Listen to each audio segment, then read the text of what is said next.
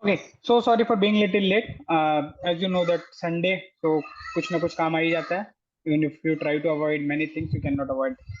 Okay, so second thing, I will be dealing with the content enrichment, test taking strategy, as well as in the today's session, I will be taking paper-wise strategy as well.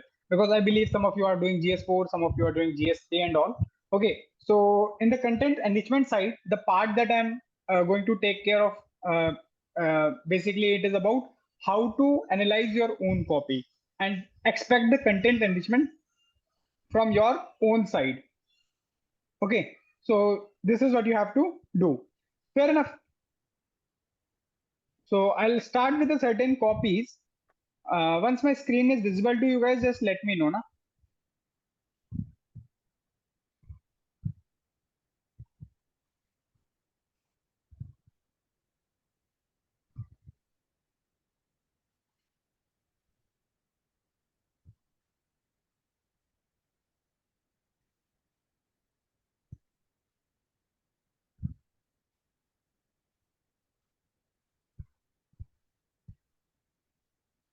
So just for your reference, I'm sharing the questions the share sent me.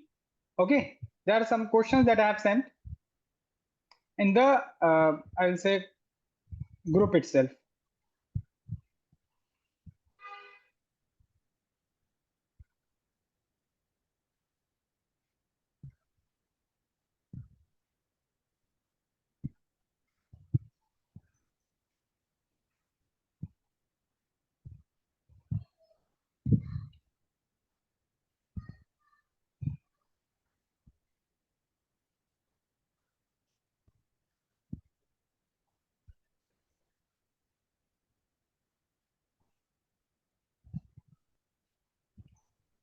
I hope my screen is visible to you guys.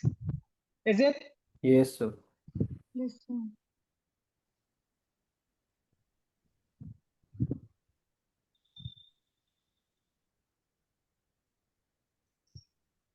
So I have already sent the question to you guys. Okay, if you just open it up, what is the question? Can someone read for me? What do you understand from the question? Just look at it.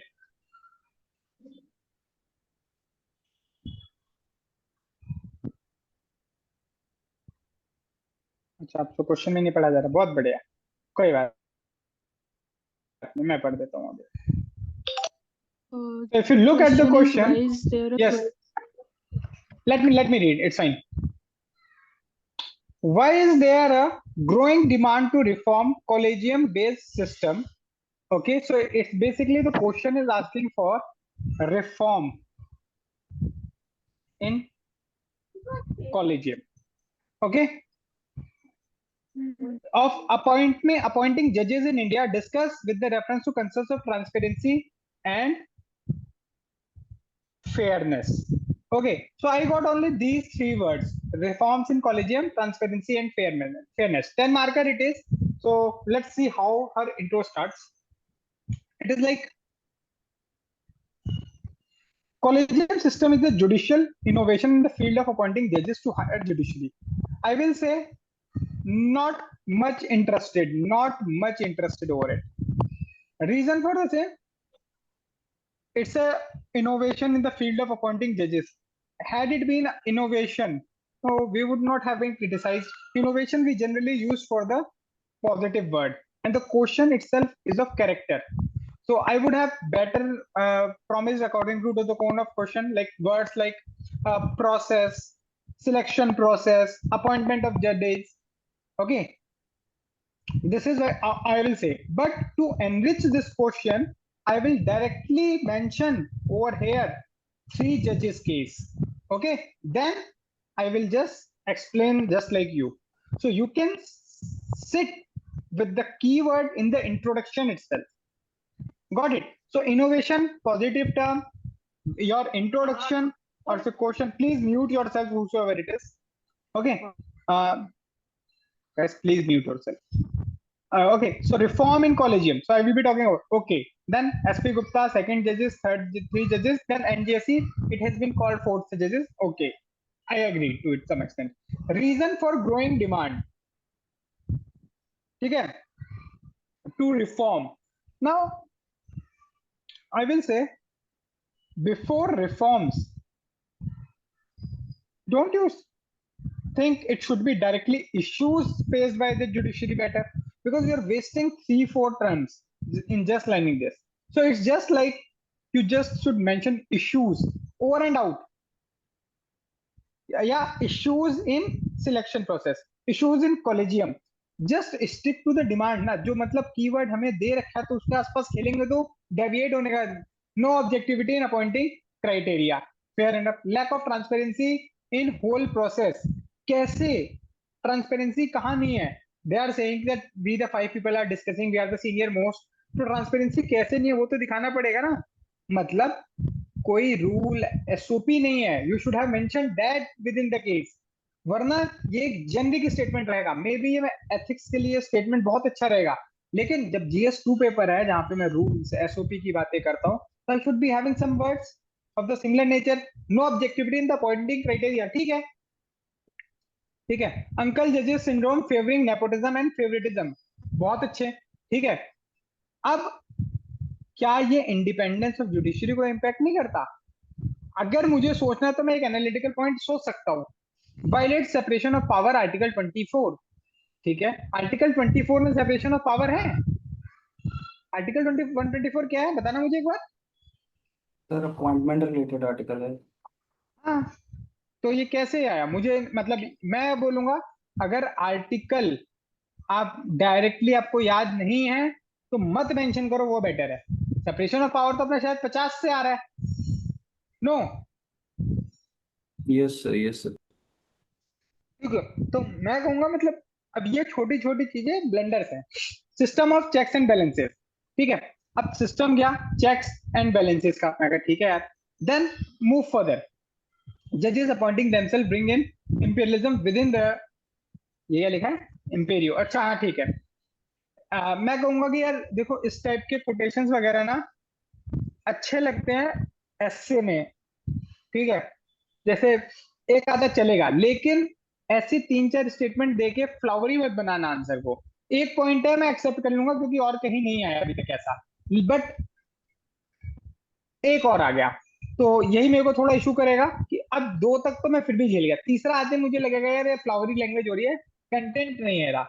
अब measures ahead, मैं बोलूंगा reforms required, selection committee, अच्छा इसने बोला representation. अब problem क्या है, ये पूरा केस ना अगर आप देखोगे, जब मैं ट्रांसपेरेंसी एंड फेयरनेस की बात कर रहा हूँ, तो भाई ना जस्टिस वर्मा का कहीं आ रहा है, ठीक है, ना कहीं आपका केस आ रहा है कि मतलब अदर एरिया से जजेस में एंट्री नहीं हो रही, ठीक है। थर्ड, इनका कहीं ये अकाउंटेबल नहीं है, मतलब कॉलेजियन सिस्टम अकाउंटेबल थोड़ी कर रहा है कहीं पे, ठीक है। वो सारी चीजें मतलब आ ही नहीं रहा कहीं। वेट, यस, वो सब आ ही नहीं रहा कहीं। आर यू गेटिंग इट और नॉट? Yes sir. तो कंटेंट मिस हो गया यहाँ पे थोड़ा सा, जो स्पेसिफिक था। जस्टिस वर्मा तो यहाँ पे बनना चाहिए था ना कि भाई क्या किसी को भी अपॉइंट कर दे रहे हैं, ठीक है। और अपॉइंट कौन कर रहा है, रिमूव कौन कर रहा है, मतलब उस केस में जाना नहीं है, लेकिन थोड़ा सा तो पता होना चाहिए अपने को। चलो, so next question that is there. अच्छा, एक ही क्वेश्चन का रखा है क्या? नहीं, क्वेश्चन नंबर 4, ठीक है। क्वेश्चन नंबर 4 कह रहा है describe the doctrine of separation of power, do you think rigid separation of power suits Indian democracy? तो कह रहा है क्वेश्चन नंबर मान लो,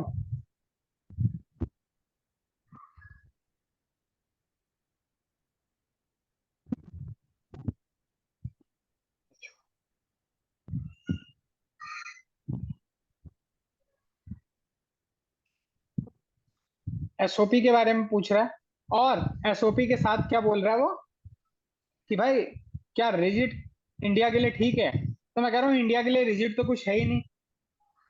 मेरे को क्वेश्चन समझ में आ गया, क्वासी, सॉरी सॉरी, ठीक है। तो क्वेश्चन समझ में आ गया मुझे, क्वासी चीजें होती हैं इंडिया में, ठीक है। एसओपी में हमारे चेक्स एंड बैलेंस भी है, सेपरेशन ऑफ पावर ऐसा तो है नहीं, तो मतलब कोई किसी को चेक कर रहा है। हाँ, हमारे यहाँ कंप्लीमेंट्री टाइट नहीं है, ठीक है। मतलब पूरा कॉम्प्लीमेंट बना रखे हैं कि इससे तुम बाहर नहीं जा सकते, बट फ्लूइड नेचर है तो कई कई जगह ओवरलैपिंग है। तो मेरे को ये कीवर्ड्स दिखने चाहिए आंसर में। इंडियन कॉन्स्टिट्यूशन प्रोवाइड्स, हाँ ठीक है, बेस्ट इंट्रोडक्शन हो सकता है। Doctrine of separation of legislature, ठीक है। Executive with employer, judiciary concern with adjudication, ठीक है, ठीक है, ठीक है। Basic structure. अब इसने बोला क्या आपसे, क्वेश्चन देखो, describe the doctrine of separation of power. या आपने फीचर्स बता दिए, डिस्क्राइब तो करो कि उससे सेपरेशन ऑफ पावर से हो क्या रहा है, क्या है context Urvashi separation of power का।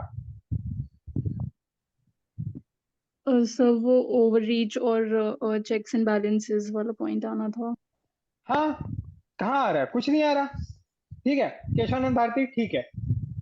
अब नीड फॉर एसओपी, यहाँ पे आ रहा है मेंटेन चेक बैलेंस अकाउंटेबिलिटी, ये एनालिसिस में आएगा। नीड ऑफ एसओपी नहीं है separation of power, it is the manifestation. Need तो तब होती ना जब ये सब चीजें मिसिंग है।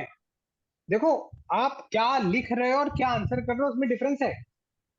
ये ऑलरेडी बता रहा है वो आपको कि मतलब भाई मुझे डिस्क्राइब करोगे उसमें है, तो आपको बताना या होगा। आप क्या कह रहे हो, नीड ऑफ एसओपी इसलिए क्योंकि हमारे चेक्स ऑफ बैलेंस नहीं है, अकाउंटेबिलिटी नहीं है। ठीक है, prevents tyranny of organ, government of laws not by man, ठीक है। डज इंडिया फॉलोज द, इसको थोड़ा मेरे हिसाब से एनालिटिकल में लिखते हैं ऊपर तो ज्यादा बेटर था। नो वाटर टाइट सेपरेशन, ठीक है, कंप्लीमेंट सेपरेशन नहीं है, वाटर टाइट तो बिल्कुल भी नहीं है बिटवीन थियोन लाइक यूएसए। ये देखो, अब आपके आंसर में ये बेस्ट चीज हुई है। फॉर एग्जाम्पल, जैसे ही आपने किसी कंट्री के साथ इस पे कंपेयर कर दिया तो आपका इंटरलिंकेज आ गया और यहाँ पे बाकियों से बेटर हो जाएगा point. Legislature controlled by executive, are you sure? या executive is accountable to legislature? मतलब सर वो लिखने में वो हो गया, लेजिस्लेचर चेक्ड बाय एग्जीक्यूटिव आना था। नहीं तो वो भी नहीं होगा, वो रादर देन भी उल्टा है। एग्जीक्यूटिव चेक्ड बाय लेजिस्लेचर आएगा जो आपने लिखेगा। Executive controlled by legislation and judiciary, मतलब मैं कहूंगा कंट्रोल वर्ड तो ऐसा दिखा रहा हूँ कि एक ऑर्गन बड़ा है, तो आप गलत वर्ड्स चूज करो, गलत इंटरप्रिटेशन जाएगा, मार्क्स तो नहीं मिलेगा। ठीक है, judiciary controlled by legislature, renewal of, ठीक है, अपॉइंटमेंट ऑफ जजेस, ठीक है, hand separation of power in the India लू रिफ्लेक्टिंग इंडियन। अब देखो, ये इस जो ऊपर बात बोली ऑलमोस्ट सेम बात बोल दी आपने, ठीक है, और यहाँ पे इन सब में ना वर्ड्स की कमी है, बाकी सब ठीक है, कंटेंट यही रहेगा। अब सॉल्यूशन होता है भाई हर चीज का, ठीक है, तो हमें ना सॉल्यूशन में मैं क्या पता कॉन्स्टिट्यूशनल मोरालिटी दिखा देता कि अगर कोई भी पावर ज्यादा इधर उधर करती है, जैसे जुडिशियल एक्टिविज्म इज गुड, ठीक है, वो तो आप सेपरेशन ऑफ पावर के अंदर कर सकते हो, ठीक है, लेकिन judicial over rich is not good. तो मैं शायद कॉन्स्टिट्यूशनल मोरालिटी के साथ इसको एंड करना ज्यादा पसंद करूंगा, या मैं ये बताने की कोशिश कर दूंगा अपनी साइड से विद इन दिस क्वेश्चन कि सेपरेशन ऑफ पावर की वजह से इंडियन डेमोक्रेसी कैसे स्ट्रेंथन हो रही है। तो बेसिकली वो कुछ दिखना तो चाहिए। ठीक है, डन। आते हैं अगले एजेंडास पे आज के सेशन के, है ना। डोंट वरी उर्वशी, जो थोड़ा सा रिकॉर्डिंग में नाम वो आया ना, शायद नंबर भी आया होगा, वो मैं कट करवा दूंगा, डोंट यू वरी, ठीक है, परेशान नहीं होना उसके लिए। No problem sir. Okay fine. तो this was the first agenda. Did you guys get how to analyse your copies? Sir एक डाउट था। सर जिस हम्म, क्वेश्चन जो पार्ट्स में आते हैं तो ये कैसे एसेस करें कि किस पार्ट्स को ज़्यादा वेटेज देना है क्वेश्चन में? जैसे कि इसमें दो पार्ट थे, डिस्क्राइब डिस्क्राइब वाला पार्ट था और एक वो आर्गुमेंट पूछ रहा था। देखो, सीधे एक था describe the doctrine of powers, do you think rigid separation of, prove justification for your answer. तो आपसे तो यहाँ पे पूछा ना डू यू थिंक, डिस्क्राइब में तो आपसे पूछा नहीं है, जस्टिफिकेशन आपसे मांगी है, तो मैं इसको डिवाइड करूंगा 4 और 6 में या 3 और 7 में। तो डिस्क्राइब में इसलिए आपने देखा होगा, मैंने कहा जो नीचे लिखा है वो पॉइंटर्स में लिख देते हैं, एनालिटिकल पॉइंट में हो जाता, तो वो जगह कम खाता। ठीक है, तो बाकी तो फिर नीचे वाले पॉइंट में ज्यादा देना है, जिसपे जस्टिफिकेशन मांग रहा है उसी पे टाइम दोगे ना। डिस्क्राइब में जस्टिफिकेशन कोई आपसे मांग सकता है, मैं कहूंगा डिस्क्राइब योरसेल्फ, तो मैं आपसे जस्टिफिकेशन मांगा, आप कहोगे कि मैं बहुत सुंदर हूं, मैं कुछ कह सकता हूँ उसमें। Sir getting it? हाँ। सर मतलब मुझे जो प्रॉब्लम हो रही है मोस्टली वो ये है कि दिमाग में पॉइंट्स तो हैं, बट वही कि मैं 7 मिनट के टाइमर में वो सारा कुछ जो आना चाहिए था आंसर में वो आ ही नहीं पा रहा है। मतलब ये ठीक कैसे करूं मैं? ठीक है यार, डाउट्स एक बार उर्वशी सारे एक साथ लेते हैं ना। एक बार मेरे को एजेंडा डिलीवर करने दे, क्योंकि काफी बच्चे ना फिर रिकॉर्डिंग नहीं देखते डाउट वाले टाइम पे। ठीक है, ठीक है, ओके ओके मैं सर। ले लूंगा डाउट, मैं मना नहीं कर रहा आंसर के लिए। ठीक है, एक बार एजेंडा डिलीवर कर देता हूँ। तो फर्स्ट कंटेंट एनरिचमेंट में कि अपना पेपर खुद एनालाइज करके उसमें कंटेंट कैसे सुधारना है, वो समझ में आ गया इन 2 क्वेश्चन से आप लोगों को। ठीक है, तो ऐसे ही डिफरेंट डिफरेंट लेते रहेंगे बीच बीच में। ठीक है, every session I will be having such 1-2 question, इससे ज्यादा नहीं ले पाऊंगा due to positive of time. ठीक है, क्योंकि टाइमली चीजें कंप्लीट भी करनी है, नो डाउट ओवर इट। ठीक है, समझ में आया नहीं आया, कुछ बोलते तो हाँ ना, कुछ है कुछ। ये सर। ठीक है fine. Then I talking to the next side, test taking strategy. देखो टेस्ट टेकिंग स्ट्रेटजी का मैं ये बोलूंगा, आज we are in the mode जहां पे ऑलरेडी हमारा 22 जून ओवर होने वाला है। ठीक है, how many of you tried giving the test? यार अब अगर कोई कैमरा वैमरा ऑन कर सकता है तो कर लो, बेटर रहेगा यार, 1-2 लोग, सबसे तो उम्मीद नहीं है मुझे। थैंक यू अमन। पर ऐसे ठीक का है, टेस्ट दिया था अभी। नहीं नहीं अभी जस्ट मेरे को अभी डिस्कस नहीं कर रहा, मेरे को जस्ट दे दिया ना, तो मैं 1 बाय 1 एक स्ट्रेटजी शेयर करना चाहूंगा कि how you can maximise your test taking efforts. क्योंकि फायदा नहीं होता बैठ के तुम दे रहे हो टेस्ट 3 घंटे का और लिख नहीं पा रहे हो। ठीक है, इशू क्रिएट हो रहे हैं। हाँ, जिन्होंने मल्टीपल मेंस लिख रखे हैं, जिन्होंने अपना ये एग्जाम क्लियर कर रखा है, मतलब ये स्टेज एक बार अपीयर कर रखा है बेसिकली प्रीलिम्स वाला क्लियर करके, मैं ये बोलूंगा अगर आप पूरे के पूरे क्वेश्चन अटेम्प्ट कर पा रहे हो तो दोस्तों आराम से उस चीज पे स्टे करो। ठीक है, उस चीज पे आराम से स्टे करो और सेम तरीके से इस एग्जाम को देते रहो। तरीका ये रहेगा कि फर्स्ट जो 4 पेपर्स हैं, क्योंकि मुझे नहीं लगता आप लोगों में से किसी ने मतलब इंटरव्यू वगैरह दिया है, जिन्होंने इंटरव्यू दिया है मैं उनको कहूंगा तुम लोग सेक्शनल मत दो, डेली आंसर राइटिंग करो और सीधे 1 2 3 4, मतलब 2 दिन 4 पेपर 1 एंड आउट। भाई चैलेंज करो ना खुद को कि 12 टेस्ट देने इस बार। भाई इंस्टीट्यूट 8 बनाता तो तुम्हें इंस्टीट्यूट से क्या मतलब, साला इंस्टीट्यूट बदल दो, कोई दिक्कत नहीं है। Getting it, 12 full and trust try करो तुम लोग जिन्होंने इंटरव्यू दिया हुआ है या मेंस में। मैं बहुत स्पेसिफिकली बता रहा हूँ, मेरे लिए हर उस मेंस के बच्चे का रैंक आ सकता है जो भी 700 से ऊपर स्कोर कर रहा है, बहुत क्लियरली बता रहा हूँ। रीजन क्या है, 700 से 800 जाने के लिए तुम्हारे 50-70 मार्क्स ऐसे कंटेंट मैनेजमेंट वाली कुछ कुछ चीजें बताता रहूंगा हर हफ्ते आप लोगों को, उससे आ जाएगा। लेकिन ये करना तुमको, अब मैं तुमको करके नहीं दे सकता। ठीक है, करके मैं किसी को नहीं दे सकता, सिंपल है। ठीक है, देन 20-30 मार्क्स न्यू कंटेंट से आ जाएगा जो पिछली बार नहीं पढ़ा होगा इस बार आ गया। तो मुझे लगता है 800 नंबर अगर तुमने मेंस में ले लिए तो भाई चांस हो जाते हैं कि भाई तुम लिस्ट में तो आ जाओगे। सिंपल लॉजिक है ना? तो this is what you should try. अब टेस्ट टेकिंग वाली साइड पे जो भी 700 से ऊपर मार्क्स ला रहा है या जिसने इंटरव्यू दिया हुआ है, भाई तुम लोग बिल्कुल मत देना सेक्शनल्स या एक एक करके पेपर।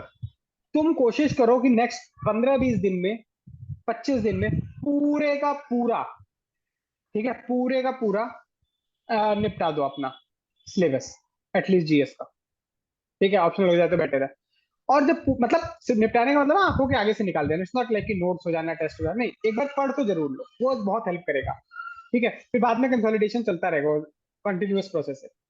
और आप दोगे जीएस 1 2 3 4 2 दिन, फिर जीएस 1 2 3 4, फिर 2 दिन, जीएस 1 2 3 4 2 दिन, तो ऐसे 3 बार में आप 3 साइकिल मार लोगे। जिन लोगों का मेंस में स्कोर 650 680 के आसपास रुक गया है, पेपर पूरा नहीं होता है, फर्स्ट मेंस है, be whatever be the case, तुम लोगों को कुछ नहीं करना, तुम लोग जाओ अपना, ठीक है, आराम से एक टेस्ट लिखो। फॉर एग्जाम्पल हर 8-9 दिन पे तुम्हारा एक टेस्ट होना चाहिए, हर 8-9 दिन पे। अब कोई मेरे से कहेगा कि सर मेरा तो जीएस3 की तैयारी नहीं है, मैं कैसे दे दूं, मेरी तो क्लासेस चल रही है अभी, मेरी तो खत्म ही नहीं हुआ क्लासेस अभी। तो भाई तुम्हारी क्लासेस अगर पेपर से 10 दिन तक पहले तक चलती है, तुम जीएस3 का टेस्ट नहीं लिखोगे? जो तुमने पिछले साल पढ़ा था या पूरे साल पढ़ा था वो सब भूल गए हो तुम? नहीं हुआ होगा ना ऐसा। तो मुंह उठा के दे के आओ, even if you are prepared 60-70% with the content, जाओ मेंस का आंसर है लिख के आओ, जनरल पूछे। नहीं आ रहा, सुनो, नहीं आ रहा, 2.5 घंटे में 15 क्वेश्चन जो आते हैं वो कर लो। जो 5 क्वेश्चन नहीं आते वो साला 5 क्वेश्चन अपन खोलेंगे गूगल वही टेस्ट के टाइम पे, पढ़ेंगे फिर कर देंगे। क्यों? क्योंकि अभी अभी उस फेज में नहीं है ना कि हम सारे के सारे क्वेश्चन एक्सेप्ट कर सकते हैं। Are you getting it? हम उस फेज में नहीं आए कि हम सारे के सारे क्वेश्चन एक साथ कर रहे हैं। तो पहले अपीयर होना ज्यादा जरूरी है। आप लोगों के साथ प्रॉब्लम क्या आ रही है कि बेसिकली आप अपीयर ही नहीं हो रहे हो। ठीक है, तो 60-70% सिलेबस हुआ, go and right those 20 question. 20 में से वो 60-70 में से मान लो 15 क्वेश्चन है, कंप्लीटली फाइन। 5 क्वेश्चन गूगल लिखो, 2.5 घंटे में कर लिया। 5 क्वेश्चन गूगल करने में मुझे लगता है कंटेंट तुम्हें आधे घंटे से ज्यादा नहीं लगेगा। 6 मिनट पर क्वेश्चन बहुत होता है भाई। अगर इतने में तुमसे क्वेश्चन आंसर करने लायक कंटेंट नहीं जुगाड़ा गया तो लानत है तुम पे। सिंपल। ठीक है, इतना तो एक्यून होना चाहिए भाई यूपीएससी कि 6 मिनट में, मतलब गलती से ओपन हाउस या चीटिंग वीटिंग चलेगी तुम्हारी तो वो भी नहीं होगी, कोई दूसरा निकाल लेगा रैंक। सिंपल है। ठीक है, 6 मिनट में उतना कंटेंट कर लो कि उस क्वेश्चन को आंसर कर पाओ। 2.5 मिनट, आधा घंटा, अब लिखो साला फिर से 5 क्वेश्चन के लिए कितने मिनट चाहिए? 15 के ऐसे क्वेश्चन, 11×5 = 55 मिनट चाहिए क्या तुमको? ले लो, 5 घंटा लिखना पड़ा, लिख दो। ऐसे करके 4 पेपर कंप्लीट हो जाने चाहिए। तो आज तारीख हो रही है 22। मैं एक्सपेक्ट करूंगा हर हफ्ते तुम ये, अगर जिन्होंने अभी तक टेस्ट नहीं लिखा, 29, 29, 7, 36, 36 मतलब 6। ठीक है, 6, 13, 20 जुलाई तक आप लोगों के 4 पेपर निकल के हाथ से चले जाने चाहिए, इस तरीके से बेयर मिनिमम में। और ये तब है। अच्छा, जो पिछली बार डायरेक्टिव्स दिए ना वो कंटिन्यू रहेंगे। पिछली बार वाली डायरेक्टिव चेंज नहीं होंगी। पिछली बार जैसे जो मैंने कहा डेली क्वेश्चंस लिखते रहो, पीवाईक्यू के पॉइंटर फॉर्मेट लिखते रहो। मुझे नहीं पता कितने लिख रहे हो, और to be very honest free initiatives में मैं ट्रैक भी नहीं कर सकता। तो मैं उतनी ही चीजें कमिट करता हूँ तुम लोगों को जितना पॉसिबल है। Someone asked me sir copy review कर सकते हो? नहीं, मैंने मना कर दिया, नहीं है बैंडविड्थ। आज करके दी। अब उर्वशी को क्यों सिलेक्ट किया? टू बी वेरी ऑनेस्ट बताऊं, मैंने बोला कैमरा ऑन कर, इसका 2 मिनट में ऑन हो गया था। सिंपल है, I can not help it ना। तो this is how it is. तो मेरे पास कोई पैरामीटर नहीं है कि मैं कैसे किसको सिलेक्ट कर रहा हूँ। जो दिमाग में आया मैं कर देता हूँ, और फ्रेंकली बोल भी दूंगा तुम लोगों के आगे। मुझे भी मतलब ब्लैंक स्क्रीन से बात करना तो पसंद नहीं लगेगा ना, सिंपल है।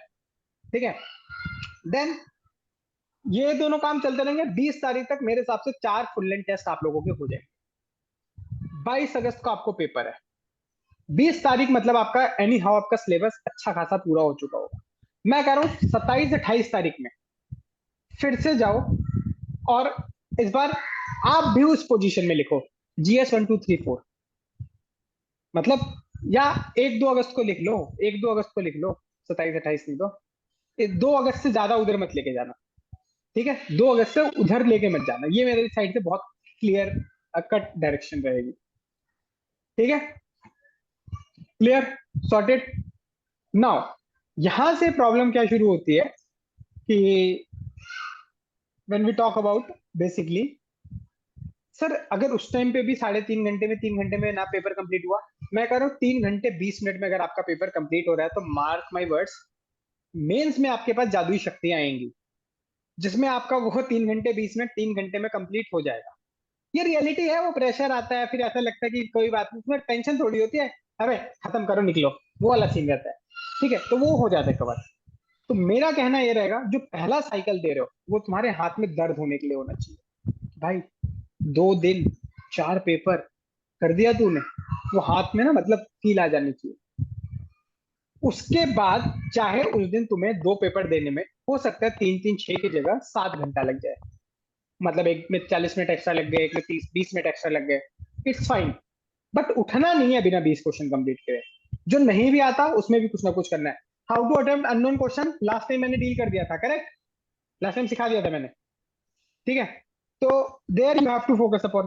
ठीक है, क्लियर है? नाउ सेकंड वाली चीज पे जा रहा हूं मैं। सबसे पहले when I am talking about 2 तारीख के बाद लास्ट जो आपको अटेम्प्ट करना है पेपर, लास्ट देखो, हर इंस्टीट्यूट 7 दिन तो ले ही लेता है पेपर चेक करने में। और कोई भी पेपर अगर आपको 15 तारीख के बाद मिल रहा है तो उसका ज्यादा महत्व नहीं है, तो 15-16 में मिल जाना चाहिए। और इंस्टीट्यूट से कॉपी निकलवाने का भी तरीका है। लाइक हम लोग क्या किया करते थे, पैसे दिए ना भाई वैल्यूएशन के टाइम पे, दिए होंगे ना, मतलब कोई भी टेस्ट सीरीज वगैरह ज्वाइन कर रहे हो तो उसको डंडा करो।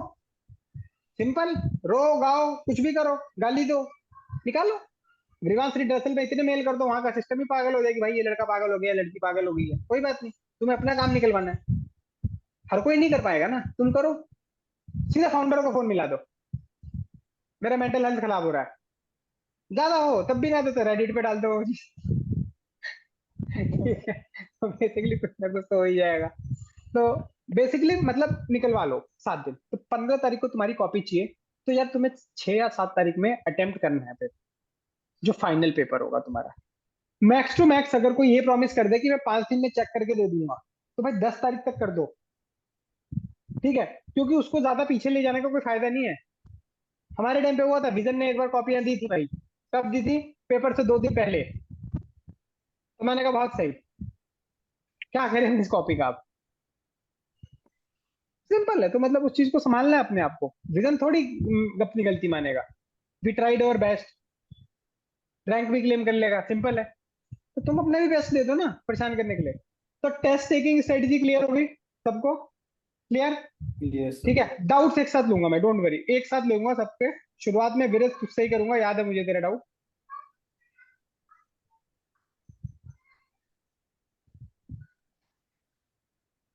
Okay fine.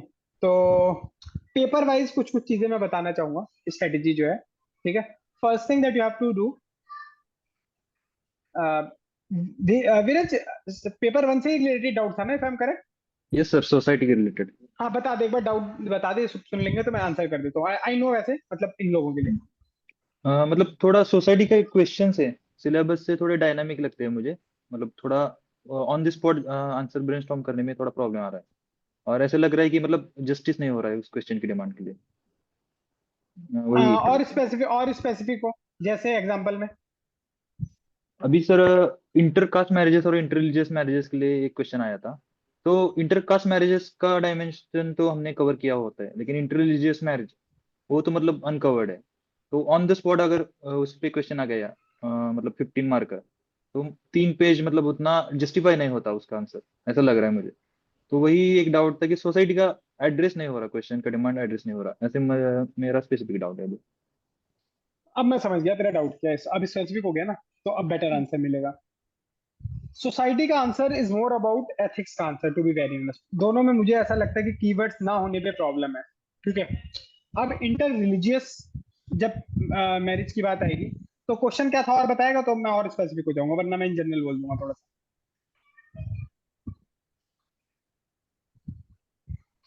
एक मोटा मोटा बताता हूँ मैं क्रक्स कि हाँ इंटरकास्ट हाँ और इंटररिलीजियस मैरिज में उन्होंने बोला था कि इंटरकास्ट मैरिजेस है वो सेम सोशियो इकोनॉमिक कंडीशन में मतलब ज्यादा है एज कम्पेयर टू इंटररिलीजियस मैरिजेस, और उसी को जस्टिफाई करने के लिए बोला था। ठीक है। तो अब देखो, इन्होंने 2 फैक्टर लिंक किए। कहते हैं कि अगर जो गरीब बंदा है, ठीक है, मतलब जो गरीब है, तो 2 गरीब आपस में इंटरकास्ट मैरिज कर लेते हैं। तो यस। अब वो ये कह रहे हैं कि जो मैरिज का सिस्टम है ना, वो क्लास से रिलेटेड हो गया रादर देन कास्ट से रिलेटेड हो गया।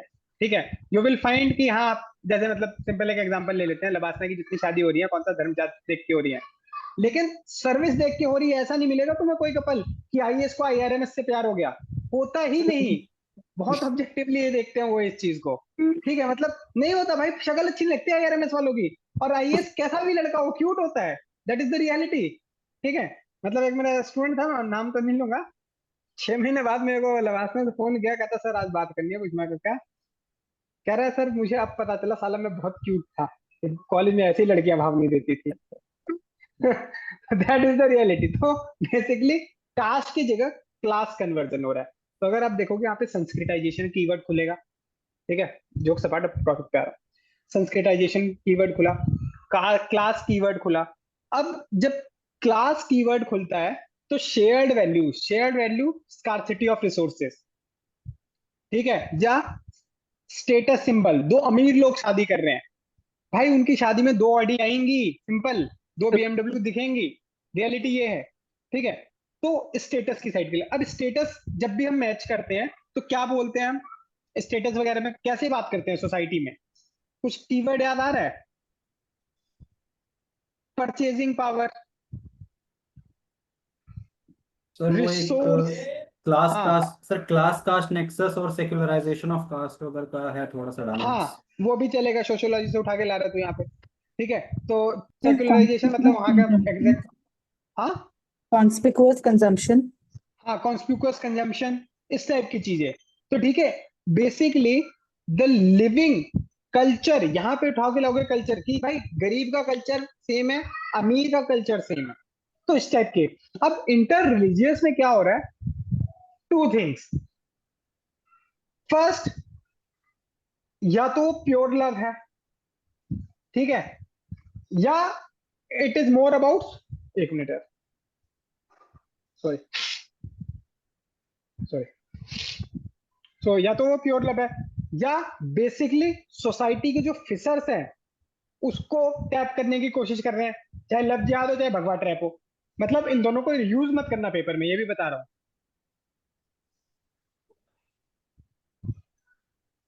आई डोंट नो, छींक आने को हो रही है, आने की बेसिकली, तो I don't know how to react, ठीक है, होता है कई बार। तो अब जो सेकंड वाला फेज है उसको रिएक्ट नहीं, मतलब मेंशन नहीं करना है अपने को आंसर में, बट उसको दिखाना है। कैसे दिखाएंगे, पोलराइजेशन, ठीक है। क्यों, क्योंकि इस अबाउट जो सेम सोशियो इकोनॉमिक में है वहां पोलराइजेशन और जल्दी होगा। फॉर एग्जाम्पल, हायर क्लास, तूने तुम्हारी नाक कटवा दी, लोअर क्लास, हम किसी को मुंह दिखाने के लायक नहीं रहे, उनकी नाक नहीं थे तो उनको मुंह दिखाने लायक नहीं है, गेटिंग इट। तो बेसिकली जब हम इंटर रिलीजियस डिवाइड की बात करते हैं तो इट इज मोर और लेस अरेंजमेंट, ठीक है। सोसाइटी की बैकिंग नहीं आ पा रही है, इंटर कास्ट में सोसाइटी की बैकिंग आती है कि आप सोशल, हाँ एग्जैक्टली, सोशल मोबिलिटी उठा सकते हो आप अपनी, ठीक है। सपोज SC ST जनरल, ठीक है, they have a wedlock, in reality कैसा भी हो, ठीक है, once the acceptance come it is there, but inter religious में अभी वो एक्सेप्टेंस नहीं है, ठीक है। लेकिन देखो, एक क्वेश्चन था 2019 में आया था जिसपे यूपीएससी ने सेक्युलरिज्म काफी नेगेटिव टोन में पूछ लिया था, वो क्वेश्चन मुझे याद नहीं आ रहा, शायद आया था, मैं सर पोस्ट वो कर दूंगा। Cultural practices in the name of secularism वाला एक था। हाँ हाँ हाँ हाँ, वही वही वही वही, ठीक है, गुड। पता लग रहा है मंचू पाट तो एटलीस्ट भी भाई कि उसको ही तो मेरी बात मानता है, ठीक है। तो बेसिकली इस टाइप अब वहां से कंटेंट उठेगा, ठीक है, कि कल्चरल प्रैक्टिसेस जो रिलीजन में है वो डिफर कर जाती हैं। Second, inter caste marriages successful still हो जाती है, इंटर रिलीजियस नहीं होती है। Society banking missing, cultural values का इशू आ जाता है, रिलीजियस वैल्यूज का इशू आ जाता है। तो रिलीजियस वैल्यूज कब हो रही है सक्सेस, जब दो पढ़े लिखे लोग कर रहे हैं ज्यादातर, गेटिंग इट। और वहां पे भी जैसे फंडामेंटलिज्म अगर आ गया तो प्रॉब्लम क्रिएट होगी, ठीक है। स्पेसिफिक, अब इसमें कीवर्ड्स ऐसे ही खुलेंगे, tolerance, social mobility, nexus, sanskritisation, acceptance, social validation, ठीक है। मतलब जब मैं बोल रहा हूं समाज नहीं मानेगा भाई, मुस्लिम बीवी ना, नेवर, कैसे शादी हुई, नहीं मान रहा, सोशल वैलिडिटी नहीं मिल रही उस शादी को। और at the end of the day शादी is not about just having a kid, it's about having the social acceptance. अब ना एक्सेप्टेंस है ना वैलिडेशन है, तो अगेन प्रॉब्लम क्रिएट हो रही है। इंटरकास्ट में, अब बोल देता हूं फ्रेंकली, इंटर क्लास को एक्सेप्टेंस क्यों देना लगा समाज, ताकि वो इंटर रिलीजियस को अलग कर पाए, that is the truth as well, ठीक है। तो इस तरीके से इस आंसर को खुलेगा, तो अब स्पेसिफिक होगा तो मतलब, हाँ तो इसमें स्टेट का सपोर्ट दे सकते हैं, लाइक इंटर रिलीजियस में आपको परमिशन लेनी पड़ती है पहले SMA में अगर आपको शादी करनी है, पर इंटरकास्ट का स्टेट प्रमोटिंग है। यार ये मतलब मैं बताऊं, ना ही घुसो तो अच्छा है। तुम केरल में जाओगी, नहीं चाहिए स्टेट का परमिशन, हर स्टेट में थोड़ी चाहिए, तो बहुत हम निटी ग्रिटीज में घुस जाएंगे। स्टिक टू द कॉन्स्टिट्यूशन कि सब अलाउड है, बी ए ब्यूरोक्रेट, सर जहां पे ऐसा इसमें लगेगा। सर हाँ सर इसमें इसमें क्या हम ये डायमेंशन डाल सकते हैं कि इवन अगर एक रिलीजन का बर्थ सेम फिलोसफी पे हुआ है तो भी इंटर रिलीजियस मैरिजेस नहीं प्रमोट होते। जैसे सर अगर हम लॉ की बात करें तो बुद्धिज्म सिखिज्म दोनों को हिंदुइज्म का ही पार्ट माना जाता है, but then we do not see inter religious marriages in Hinduism and Sikhism as well, so people are very closed about their religion. चलेगा, मतलब है। ठीक है, थैंक यू सर। सर एक वो रिचुअल डायमेंशन भी डाल सकते हैं, रिचुअल इनकम्पैटिबिलिटी जो होती है शादी में, पॉम्प एंड शो में, उनका रिचुअल अलग हो जाता है। वो सोशल वैलिडेशन नहीं हो गया एक तरह से, अगर जी उसी सर। में अगर तुम पॉइंटर खोलोगे। रिचुअल्स जी हम सर। क्यों करते हैं? एक्चुअली हम शादी दिखा क्यों रहे हैं? ऐसे जाके किसी के साथ रह के बच्चे बच्चे पैदा करके अपना परिवार चलाए भाई, क्यों खर्चा कर रहे हैं 25 30 40 लाख रुपए जो भी हो जाता है किसी का भी? सोशल वैलिडेशन, सोशल एक्सेप्टेंस के लिए। तो शादी में तुम्हारे यहाँ हर शेयर प्लीज म्यूट कर नहीं, वो लीजिए। पेपर 1 का ही है, नहीं हुआ एक टॉपिक। मैं करवा दूंगा यार, लेकिन तुम म्यूट कर लो। सर एक एंटी कन्वर्जन लॉस का अनइंटेंडेड कॉन्सिक्वेंसेस ऐसे पॉइंट लिख सकते हैं। हाँ, वही वही जाएगा ना, जो अभी हमने डिस्कस किए हैं, सारे वही जाएंगे इसमें। ठीक है, डन। तो अब मैं बता देता हूँ यार तुमको, आज 2 पेपर लूंगा, GS1 और GS2 के। फिर नेक्स्ट सेशन में GS3 और GS4 ले लूंगा। ठीक है, GS4 तो वैसे भी मैंने ले लिया था लास्ट टाइम में, तो लास्ट में GS3 ले लूंगा मैं। ठीक है, GS1 सबसे पहले मैं लूंगा वर्ल्ड हिस्ट्री और मतलब इंडिया पोस्ट इंडिपेंडेंस। ठीक है, इन दोनों पोर्शंस में अगर एग्जाम्पल ले आए तो मजा आता है। एग्जाम्पल के लिए कंटेंट होना जरूरी है बेसिकली, जो लोगों के पास नहीं होता जनरली। इसके अलावा व्हाट आई फील कि कंटेक्स्ट से रेलेवेंस, ये मेरा पूरा जनरल रहेगा हिस्ट्री के लिए। कंटेक्स्ट से रेलेवेंस का सफर इज योर हिस्ट्री का आंसर। ठीक है, मतलब for example let's talk about civil disobedience movement. ये जनरल रहेगा, चाहे एमएक का आंसर हो चाहे किसी का भी आंसर हो। ठीक है,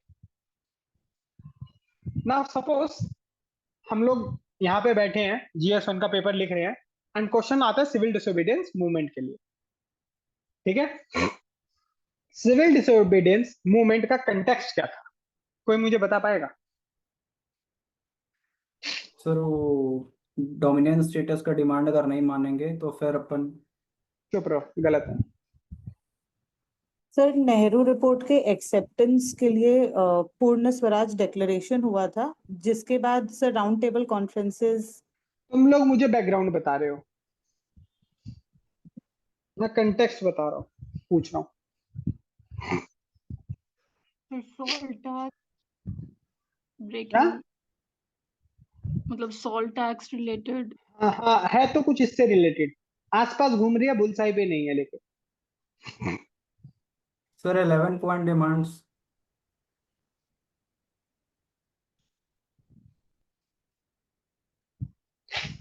लॉ तोड़ रहे हैं भाई, ये कंटेक्स्ट है उसका। लेकिन लॉ क्यों तोड़ रहे हैं? क्योंकि पिछली बार नॉन कोऑपरेशन मूवमेंट में हमने नॉन कोऑपरेटिव थे। हमने ये नहीं कहा कि हम तुम्हारे लॉ तोड़ेंगे, इनका हम मानेंगे नहीं। हम, तुम हमसे कहोगे ये कर दो, हम नहीं करेंगे। सच्चाई के पुजारी। इस बार कहते हैं हम तुम्हारे लॉ की ऐसी तैसी करेंगे।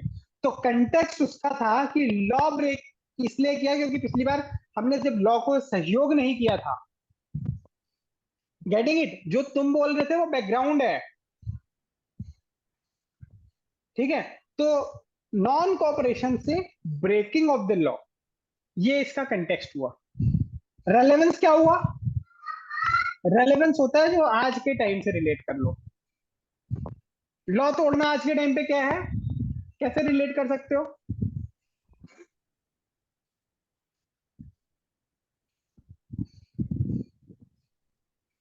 या सिविल डिसोबीडियंस मूवमेंट का आज का प्रेजेंट टाइम का रेलेवेंस क्या है उससे? लोग जब आपके लॉ पे कॉपरेट करना बंद कर दे, तभी उनको संभाल लो, तभी उनसे चीजें ठीक कर लो, वरना वो लॉ तोड़ेंगे। For example farm laws, they did not cooperate. हमारे साथ ऐसा नहीं हुआ कि हमने से लॉ तोड़ने पे मजबूर किया, उन्होंने कॉपरेट नहीं किया और उसी टाइम पे हमने वापस ले लिए। फॉर एग्जाम्पल दिया मैंने, देना मत ऐसा एग्जाम्पल पेपर में, ये समझाने के लिए दिया क्लियरली। ठीक है, एनी लॉ रूल जिसके में हम रिफॉर्म ले आए ताकि सोसाइटी उसे तोड़े ना, दैट इज रेलेवेंस। कोई भी इशू हो तो मतलब उससे सीख सकते हो कि यहाँ पे लोग कंप्लाइंट नहीं हो रहे हैं, तो this is why we need reform. ठीक है, सिविल डिसोबीडियंस मूवमेंट का प्रेजेंट रेलेवेंस कंटेम्प्रेरी रेलेवेंस क्या आ रहा है? अब उस पूरे एजेंडा का पूछ रहा हूं। हम इंटरनेशनल लॉ तोड़ देते हैं कई बार, ऐसी की तैसी। टेरिटोरियल इंटीग्रिटी पाकिस्तान की हमने अभी तोड़ी है, क्यों? क्योंकि बार बार उससे बोला कॉपरेट कर कॉपरेट कर। हो गया लिंक। तो विद इन द हिस्ट्री का क्वेश्चन, हाँ WTO limits work as well, fair enough. तो विद इन द हिस्ट्री का क्वेश्चन एक सजेशन दूंगा, अगर जितने लोग इंप्लीमेंट कर पाए, अगर इंट्रोडक्शन कंटेक्चुअल हो गया और कंक्लूजन रेलेवेंस हो गया, तो आप बिल्कुल एक ट्रेजेक्टरी ट्रेवल करते हो, आप आंसर को ले आओगे। ठीक है, I am very against the template वाला फॉर्मेट। ठीक है, टेम्पलेट मुझे मतलब थोड़ा कम समझ में आता है। क्यों? क्योंकि हम सोचना छोड़ देते हैं ना। अगर भाई मैंने तुमको अभी एक टेम्पलेट दिया, फिर तुम सब उसी तरीके से सोच रहे हो, सबके एक जैसे मार्क्स आएंगे, तो जो तीसरा बंदा जो अपनी तरीके से लिखेगा वो क्लियर करेगा एग्जाम, क्योंकि उसके तुम्हारे से ज्यादा आएंगे। सब तो टॉप नहीं मारेंगे ना, कोई अकेला वाला ही मारेगा। तो थोड़ा सा अपना रखो। हो सकता है मेरे लिए सिविल डिसोबीडियंस से क्या आया रेलेवेंस, तुम में से कोई और अभी ये और निकाल दे। यार सिविल डिसोबीडियंस मूवमेंट के बाद तो हमें पता चला कि नई लीडरशिप मिल गई थी पूरी। इवन मॉडरेट्स भी आ गए थे हमारे साथ, एक्सट्रीमिस्ट भी साथ आ गए थे, सब आ गए थे ना सिविल डिसोबीडियंस वाले में। तो कोई रेलेवेंस वहां से निकाल लेगा। तो वो तो मतलब ये नहीं कि सिर्फ एक ही रेलेवेंस होगा किसी उससे, या एक ही कंटेक्स्ट बनेगा, वो क्वेश्चन टू क्वेश्चन डिपेंड करेगा। ठीक है, चलो। तो हिस्ट्री का तुम्हें को बताता हूँ। हिस्ट्री में world history, facts, world history हो या पोस्ट इंडिपेंडेंस, उसमें फैक्ट और एग्जांपल्स मैटर करते हैं। इंट्रोडक्शन और ये फ्लो मैंने तुमको बता ही दिया। सोसाइटी में is all about the keywords, और सोसाइटी में स्कीम्स बहुत ज्यादा मैटर करती हैं। तो हर आंसर में अगर आप एक दो स्कीम डाल पा रहे हो या एक दो स्कीम का डेटा डाल पा रहे हो तो बेटर है। फॉर एग्जाम्पल अगर अभी मैं इंटर रिलीजियस मैरिज की बात करूं, तो कोई स्पेशल मैरिज एक्ट का नाम भी लिख के आ गए तो उसका काम होगा रादर देन अलग। एग्जाम्पल में दे टीना दबी एंड अजहर, है ना, अब मत देना, बेचारे दोनों अलग हो गए। ठीक है, basically this type of things. ठीक है, आपको रिलीजन चेंज करने की जरूरत नहीं है, लेट इट बी। तो स्कीम्स मैटर। वुमेन के ऊपर आंसर लिख रहे हो तो भाई लिखो ना, महिला सशक्तिकरण योजना, Nirbhaya, what ever you feel, देखो अगर बन सकता है कहीं पे। ठीक है, एग्जाम्पल दो, इंदिरा नूई, सेवा trust and all, it will help. ठीक है, डन। नाउ सेकंड साइड पे चलते हैं अपन लोग, ancient medieval art and culture. यार ये तीनों बहुत बहुत ज्यादा इंपॉर्टेंट है फैक्ट के नजरिए से। तो मैं हमेशा इनको सजेस्ट करता हूँ लास्ट में करो, और या तो लूसेंट कर लो या जहां पे भी फैक्ट डायरेक्ट मिल जाए तुमको, क्योंकि एक्चुअली वहां पे क्वेश्चन क्या आएगा तुमको नहीं पता, और तुम्हें पैट्रनेज दिया, इसने पैसा दिया, वो सब तो लिख देते, तुम्हें फैक्ट ही नहीं होता ना उसको बैक करने के लिए, तो लोग यहाँ भूल जाते हैं। तो मॉडर्न हिस्ट्री में स्पेक्ट्रम में जैसे लास्ट में समरी दी हुई है ना, वैसे ही कुछ इसका अगर बन जाए या मिल जाए, या प्रीलिम्स वाले जो तुम्हारे शॉर्ट नोट्स होंगे वो करोगे, मार्क्स बढ़वा देगा ये GS1 में। ठीक है, क्लियर है? सर इसमें एक सजेशन था। हाँ बोल बोल। हाँ तो कल्चर के लिए सर मंदार बत की एक IAS थे, उनके शॉर्ट नोट से उन्होंने मतलब 40 पेजेस में फैक्ट सब कल्चर के कंपाइल कर दिए, तो वो भी रेफर कर सकते हैं, वो अच्छे हैं। बढ़िया बढ़िया। ठीक है, वो तो शेयर कर दियो, मैं शेयर कर दूंगा। ठीक है, ठीक है सर, कर देता हूँ। ठीक है, okay. Now moving further, GS paper 2 में polity IR governance. IR is all about the. यार मैं निष्ठा कुछ बोलना है या डाउट सारे एक साथ ले लूंगा? बस मुझे एक बार ये और कवर करने दे, GS 3-4 बाद में लूंगा मैं। नहीं सर, अच्छा, मैं ज्योग्राफी। आपने ज्योग्राफी नहीं कवर Geography किया। हाँ सॉरी सॉरी सॉरी। देखो यार, ज्योग्राफी और हिस्ट्री में एक चीज कॉमन है जो मेरे को बता देनी चाहिए, मैप इज रिवॉर्डेड, पहली चीज। ठीक है, अब लेकिन आधे पेज में मैप बना के सुंदरता दिखा दो कि वो नहीं, वो जो रे डायग्राम टाइप का मैप होता है ना, जो 5 सेकंड में सब कुछ दिख जाता है, इंडिया का भी, पेनिनसुलर इंडिया, मैं उससे ऊपर का कभी बनाता ही नहीं था। क्यों? क्योंकि आता ही नहीं था मैप बनाना, सिंपल है। तो एक ऊपर भी, ऊपर से A बनता था, काम खत्म, दिखा दिया जो दिखना है उसी में। ठीक है, तो ज्योग्राफी में मैप हेल्प्स। ज्योग्राफी में आपका जो क्वेश्चन आ रहा है, अगर आप जनरली देखोगे ज्योग्राफी नहीं आ रहा, वो एनवायरमेंट आ रहा है। ट्रू। मतलब या तो कोर ज्योग्राफी आ रहा फिर तो वही लिखना है उसमें। अब जॉर्ड्स पूछ लेगा तो मैं क्या बताऊंगा, मुझे भी नहीं आता भाई, अभी भी नहीं आता। मैं से सर किसी ने या पूछा अभी तो भी। वो, हाँ हाँ मतलब सर या तो वो एकदम कुछ एक्सट्रीम सा पूछ दे रहे जैसे ट्विस्टर्स या जॉर्ड्स, या फिर हाँ सर इन्वायरमेंट और इकोनॉमिक ज्योग्राफी का एक कल्मिनेशन टाइप का पूछ हाँ रहे हाँ, इसीलिए मैं बोल रहा हूँ। ठीक है, जो यार स्टैटिक है वो तो तुम्हें आता होगा या नहीं आता होगा, आता होगा तो लिख देना, वो तो मतलब प्रीलिम्स ही है बेसिकली। जो डायनामिक वाला पार्ट है, जब कभी भी आए तो एक फर्क होता है दोनों में। जब आप इकोनॉमी में उसे एड्रेस करते हो तो उसमें कंपेरेबल फैक्ट के साथ करना। मैं लास्ट 4 साल से बोल रहा हूँ, मैं जीएसटी पढ़ाता भले ही नहीं हूँ, बट मेरे किसी स्टूडेंट के 9500 से नीचे मार्क्स नहीं रहे हैं जीएसटी में, जो मतलब ठीक ठाक वाले हैं। ठीक है, और जिनके खराब भी रहे हैं वो भी 80s 80s में तो मार ही देते हैं। तो मतलब ऐसा नहीं है मेरे किसी स्टूडेंट के जीएस 3 में मार्क्स बहुत कम हो गए हैं।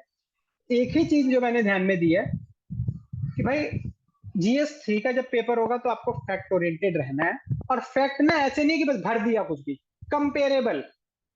फॉर एग्जाम्पल, आप डॉलर के और रुपी का बता रहे हो कि मतलब अब 87 रुपीज का चल रहा है इस टाइम पे रुपी, नहीं ऐसे नहीं बताऊंगा। Which has increased by 10 rupees in last 6 months. थोड़ा आइडिया रख लो ना। ठीक है, मतलब 10 रुपीज से ज्यादा डिप्रिशिएट कर दिया लास्ट 6 मंथ्स में, अगर ऐसा कुछ है तो। ठीक है, एमएसएमई में बोल रहे हो कि 45% एम्प्लॉयमेंट एमएसएमई से आ रही है, तो सिर्फ ऐसे मत लिखो। ठीक है, 45% contribute which has potential of, बता दो यार पोटेंशियल, याद तो करोगे नहीं ये वाला भी फैक्ट। तो जब भी फैक्ट कंपेयर करके याद करोगे, दो चीजों को मिला के याद करोगे। फॉर एग्जाम्पल 45% कंपेयर, अभी अब हमारा पोटेंशियल है, तो भाई 60% लेके जाएंगे हम सपोज पोटेंशियल पे। तो उन दोनों को साथ में रखो ना फैक्ट को।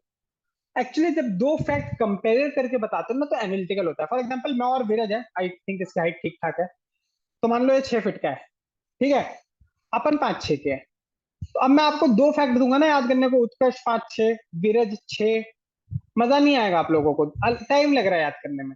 तुम विरज की हाइट याद करो, Viraj is 6 inches taller than sir, he is 6 feet, खत्म, ओवर एंड आउट। तुमने विलेज के बारे में पॉइंट याद किया एक्चुअली।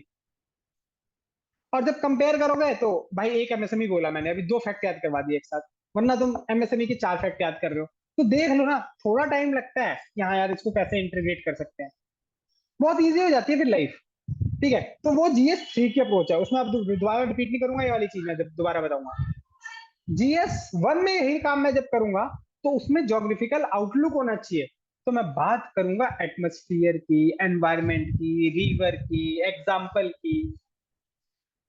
Getting it? जैसे डिजास्टर है तो मैं जीएस 3 में मैं बोलूंगा शायद इतना परसेंट डिजास्टर प्रोफाइलिंग में एरिया में लैंडस्लाइड आ सकता है। जहां पे मैं बात करूंगा अच्छा ये हिली रीजन है जहां पे स्लोप इतना आता है, और due to this slanting slope, subduction of plate, tectonic, whatever you have read, इस वजह से यहाँ पे ये है profile. Are you getting it what I want to convey? तो ज्योग्राफी का सिचुएशन ये रहेगा। ठीक है, थैंक यू, भूल गया था मैं सच में। अब पॉलिटी, आईआर, गवर्नेंस, सबसे पहले आईआर क्योंकि सर इजी है ये समझना। हाँ Smriti. Sir I don't have any comprehensive notes for human geography part alone, तो उसके लिए कोई थोड़ा सा सजेस्ट कर सकते हो कौन सा एक ही मटेरियल करूं? स्मृति ये क्वेश्चन मैं लास्ट में अभी आंसर करूं जब मैं डाउट लूंगा, सारे एक साथ कर दूंगा ना प्लीज। ठीक है सर, श्योर, थैंक यू। मतलब I will not end the meeting without entertaining each and every doubt. ठीक है, डोंट यू वरी। ओके यार एक सेकंड देना, मैं पानी लेके आया।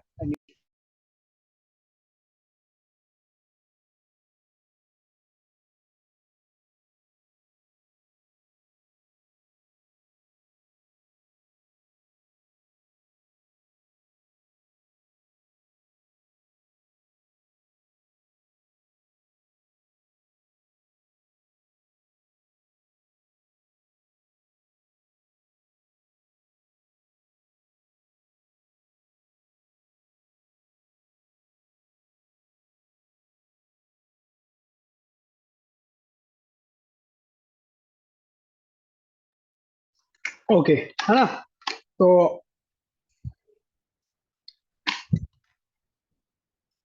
यार मैं यार इंटरव्यू स्टेज में भी एक बात बोलता हूँ मैं बार बार, 3 चीजों का ध्यान रखोगे जीवन में टेंशन होगी ही नहीं कभी।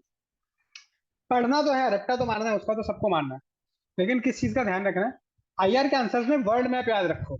चाइना पे क्वेश्चन आया ना, चाइना इमेजिन करो वर्ल्ड मैप में, रशिया है, इंडिया है, ओशियन कौन कौन से हैं, तो उस हिसाब से फिर उसको एंटरटेन करो ना, किसके पास किसके दूर, कौन सा प्रोजेक्ट चल रहा है। जब वर्ल्ड मैप देखो तो वहां उस एरिया का इंपॉर्टेंट प्रोजेक्ट, अब चाइना का इंडो पैसिफिक पूछ रहा है, तो साला इंडो पैसिफिक में जितने इंपॉर्टेंट प्रोजेक्ट है सब याद करो। चाहे बीआरआई भी एक इंपॉर्टेंट प्रोजेक्ट है, उसको काउंटर करने के लिए महासागर है, महासागर को काउंटर करने के लिए क्या है, क्या ला रहे हैं, अच्छा प्रोजेक्ट मौसम क्या है, तो सब एक साथ याद आएगा। प्रॉब्लम क्या है, तुम सोचते हो कि यार इसमें पॉइंट क्या लिखूं, पॉइंट क्या लिखूं, प्रोजेक्ट के बारे में सोचते नहीं, तो प्रोजेक्ट की रेलेवेंस कहीं तो होगी। ठीक है, तो वर्ल्ड मैप से जाना उस एरिया के प्रोजेक्ट्स पे, एज सिंपल एज दैट। यहां तक क्लियर? इसके बाद कहां जाओगे तुम लोग? इसके बाद अपन चलेंगे सीधे ही सीधे कि कुछ रीजन स्पेसिफिक, कुछ ऑर्गेनाइजेशन स्पेसिफिक, कुछ नेशन स्पेसिफिक कीवर्ड्स पकड़ लो। एक एग्जांपल देता हूं, बाइडेन के टाइम पे तुम लोगों ने आईसेट सुना था, initiatives on emerging and critical technologies. Yes sir, yes sir. Trump के टाइम पे क्या चल रहा है? चेंज चेंज हुआ, एग्जैक्टली नाम याद नहीं आ रहा है उसका, कुछ निमोनिक्स था सर, उसी का सक्सेसर। कॉम्पैक्ट, कॉम्पैक्ट, ट्रस्ट, आजकल ये दो वर्ड चल रहे हैं, तो ये याद रखना है, लिखना है। India middle east economic corridor है, तो भाई लिखो, चार बार उसके बारे में लिखना है, सिप्रस गए हैं मोदी जी लिखना है, तो कीवर्ड्स उठाने पड़ेंगे डायरेक्ट, और ये हेल्प करते हैं। फॉर एग्जांपल एक छोटा सा चलो क्विज खेल लेते हैं आपस में, जो लोग कैमरा ऑन नहीं किए हैं एटलीस्ट टाइप कर देना, that's all I will request you guys. मुझे पता है बहुत मेहनत लगती है कैमरा ऑन करने में, ठीक है। जितने भी वर्ड्स आ रहे हैं, जितने भी दिमाग में related to United Nations, type it out, only keywords type करना, सब चैट बॉक्स में डालो, बोलना बस, I just want to show something.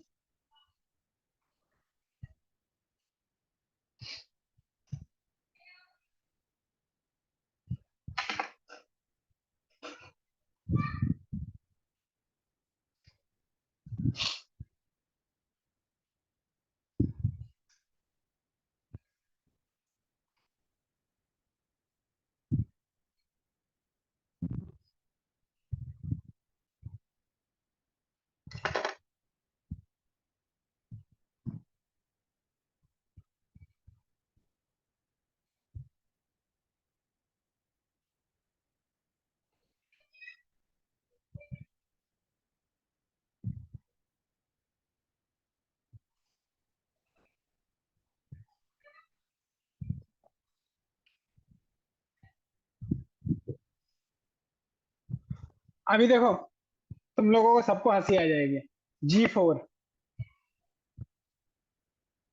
नहीं आई खुद पे। G4 क्या है? सर वो इंडिया, ब्राजील, जापान, जर्मनी। कहाँ लिखा है ये? मतलब रिफॉर्म तो सबने लिखा ऑलमोस्ट, G4 तो किसी ने नहीं लिखा, मेरे लिए कीवर्ड है वो, ठीक है। किसी को वर्ल्ड बैंक याद नहीं आता, IBRD याद नहीं आता,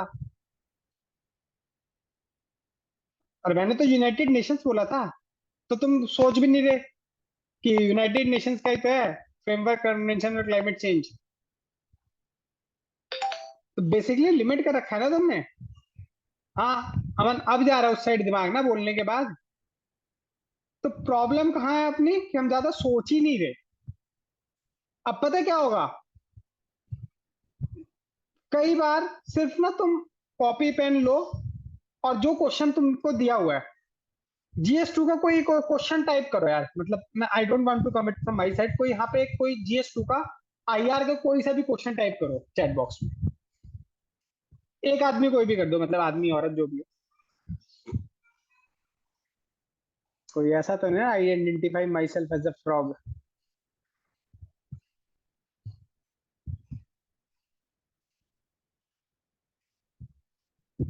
कोई सा भी एक क्वेश्चन टाइप करो, फिर मैं तुम्हें जो समझाना चाह रहा हूँ वो समझ में ज्यादा बेटर आएगा, क्योंकि IR की अगर ये चीज समझ गए तो तुम्हारे मार्क्स बाकियों से एज पे आ जाएंगे, बहुत ज्यादा एज पे आ जाएंगे।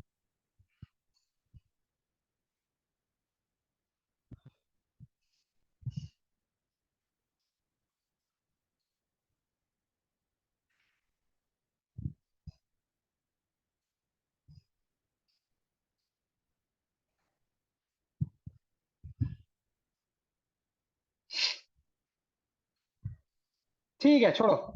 Sea is an important component of cosmos. Discuss in the light of above statement the role of International Maritime Organization in protecting environment and enhancing maritime safety and security. Sorry. अब role of IMO करना हमें environment और maritime safety. मैं कह रहा हूँ content मत बोलो, जिस कीवर्ड याद करने की कोशिश करो। Protecting environment in maritime, sorry, protecting environment in maritime, सिर्फ कीवर्ड डालो, याद करने की कोशिश मत करो अभी।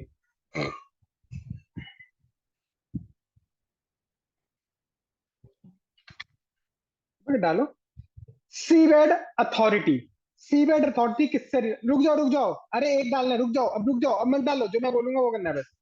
सीबेड अथॉरिटी, इससे रिलेटेड एक कीवर्ड डालो बस, एनवायरमेंट से जो रिलेट हो जाए, जो इंटरलिंक कर दे। सर मैरीन प्रोटेक्टेड एरियाज डालो ना यार, इसमें लिखो deep sea mining. Agreed. Mining किसकी करोगे, खेती करोगे वहां पे जाके, गेहूं चावल?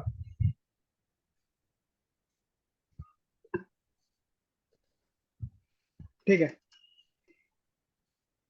क्रिटिकल मिनरल्स नहीं, polymetallic nodules. Ajay is making sense to me. Good good. अब तुमने एक चीज देखी, एक पॉइंट पकड़ा, कम से कम 4 पॉइंट मिसिंग थे। आर यू गेटिंग इट और नॉट? तो उसके, मैं पता है यहां से कैसे जा रहा हूं। अब मैं तुम्हें सोचने का तरीका, मेरे को एक कीवर्ड तो कोई याद आ जाएगा, उससे रिलेटेड कोई इंस्टीट्यूशन, अगर वो इंस्टीट्यूशन हो तो किसी चीज के लिए वर्क करेगा, तो मेरे को देखना था। Manganese, polymetallic, critical minerals, rare earth elements, getting it? वो रहेगा। सेकंड, जब हम एक्सप्लोरेशन करेंगे तो इश्यूज भी क्रिएट होंगे, तो एक्सप्लॉयटेशन भी होगा किसका, तो मरीन प्रोटेक्टेड एरियाज भी चाहिए मुझको।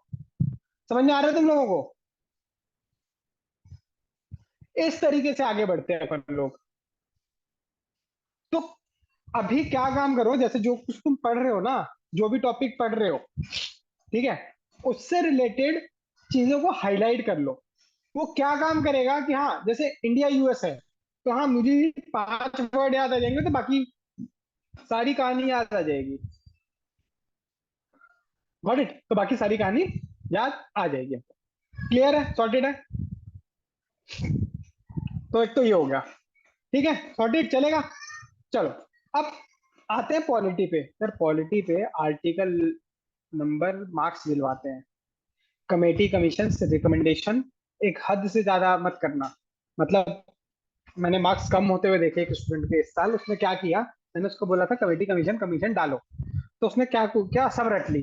तो हर पॉइंट में, फॉर एग्जांपल फेडरलिज्म में ऊपर सरकारिया, नीचे पुंछी, उसके नीचे कोई मतलब स्टेट वाली स्पेसिफिक कर दी, मतलब 3 पॉइंट में 3 कमीशन। ये मत करो। इससे अच्छा पुंछी कमीशन की 2 रिकमेंडेशन, 2 सुप्रीम कोर्ट की जजमेंट से रिलेटेड कर दिया, खत्म। 4 पॉइंट ऐसे बेटर है। हर पॉइंट में वही डिफरेंट, तो ऐसा लगेगा तुम कंटेंट बना रहे हो पेपर में बैठ के। कंटेंट डेवलपर की जॉब है यूपीएससी के लिए तुम्हारी, वो नहीं करना। तो बस इसका ध्यान रखना है पॉलिटी में, ठीक है।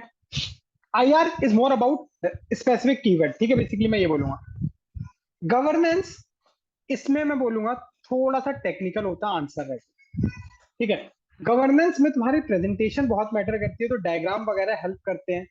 गवर्नेंस में फैक्ट जरूर हेल्प करते हैं। पीआरआई में किसी पे फैक्ट है, किसी पे नहीं है, तो जो फैक्ट वाला आंसर लिखेगा उसको ज्यादा मिलेगा। समझ गए?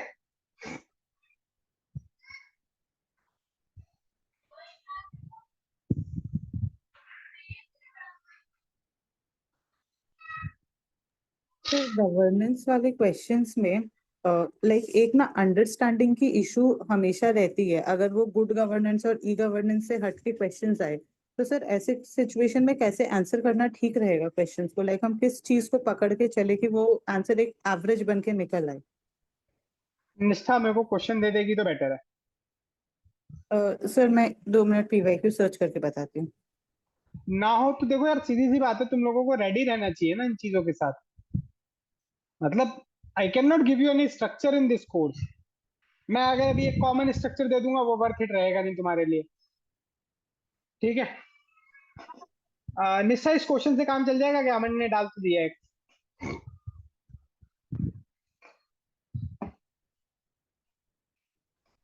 हाँ सर। ठीक है, अब स्पेसिफिक क्वेश्चन एक बार रिपीट करना क्या था? सर जैसे गवर्नेंस में ऐसे बहुत सारी चीजें होती है जिसमें हमें बहुत जेनरिक नॉलेज होती है, बट वो स्पेसिफिक पे क्वेश्चन पूछ लेते हैं, तो वो स्पेसिफिक को उस जनरल से कैसे एड्रेस करे कि एक एवरेज सा आंसर बन के निकल जाए। ठीक है। E-governance is not just about the routine application of digital technology. It is much more multifarious interaction, ensuring transparency, accountability, and accountability. Ensuring transparency and accountability in this evaluate interactive service model. अब जैसे मेरे को दिख गया interactive service model, तो मेरा तो दिमाग चल रहा। अब देखो मेरा थोड़ा दिमाग ज्यादा इसलिए चलेगा क्योंकि मैं पबैट का सताया हुआ हूँ। मेरे को तो ऐसे क्वेश्चन खेलने में बड़ा मजा आता है। ठीक है। अब इंटरेक्टिव का मतलब क्या है? रेस्पॉन्सिवनेस आएगा उसमें। तो two way communication. Exactly, interactive का मतलब है टू वे। वरना मेरे लिए बहुत इजी है ना कि मैं तुमको बोलूंगा मैं यूट्यूब पे जो कमेंट सेशन होते हैं वो मैं तुम्हें रिकॉर्डिंग ही दूंगा। जैसे अभी एक दो सेशन दूंगा मैं, वो रिकॉर्डिंग है। उसके दो फायदे होते हैं, मेरे यूट्यूब पे गलती से व्यूज बढ़ जाते हैं, और दूसरा कि मतलब मेरे को बार बार चीजें एंटरटेन नहीं करनी सेम कॉमन टॉपिक के लिए।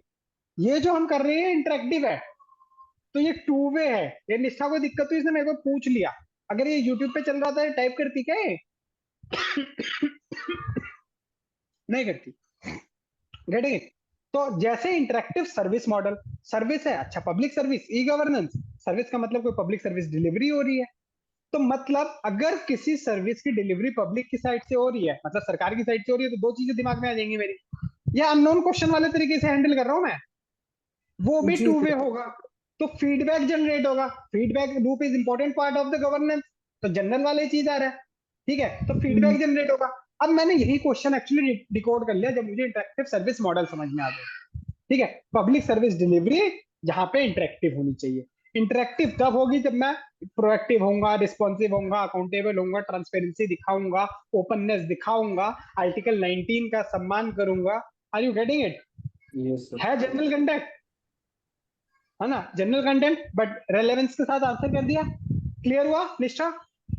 जी सर, मतलब वही इंटरएक्टिव से लिंक करके हमने उसी के अराउंड वाले कीवर्ड्स को यूज करके पॉइंट्स जनरेट कर लिए, प्रोएक्टिव, रिस्पॉन्सिव, हाँ सर्विस हाँ, डिलीवरी, इवन एग्जैक्टली। जैसे अब ये रीजन मल्टीफेरियस प्रोजेक्ट। इंटरेक्शंस बोला है, ठीक है, तो मल्टीफेरियस में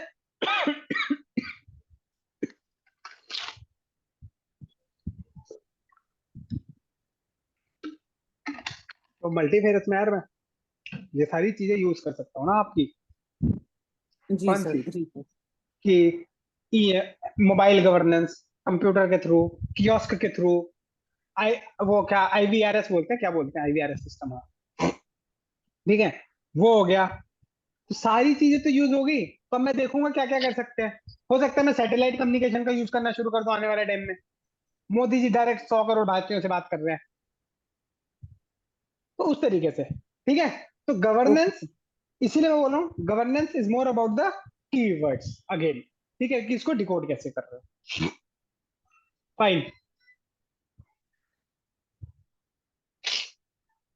ये पार्टिसिपेटरी वाला ऐसा करो, आप लोगों के लिए होमवर्क है, क्वेश्चन अच्छा है, करो ट्राई। ये पार्टिसिपेटरी स्पोर्ट ही है, पार्टिसिपेटरी स्पोर्ट इंक्लूसिव गवर्नेंस या support. It should be support स्मृति आई गेस।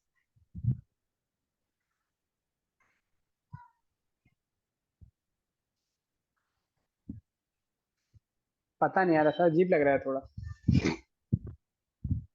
कर दिया होगा टॉपर ने भी उल्टा सीधा। ठीक है, तो इसको सपोर्ट करके ट्राई करना।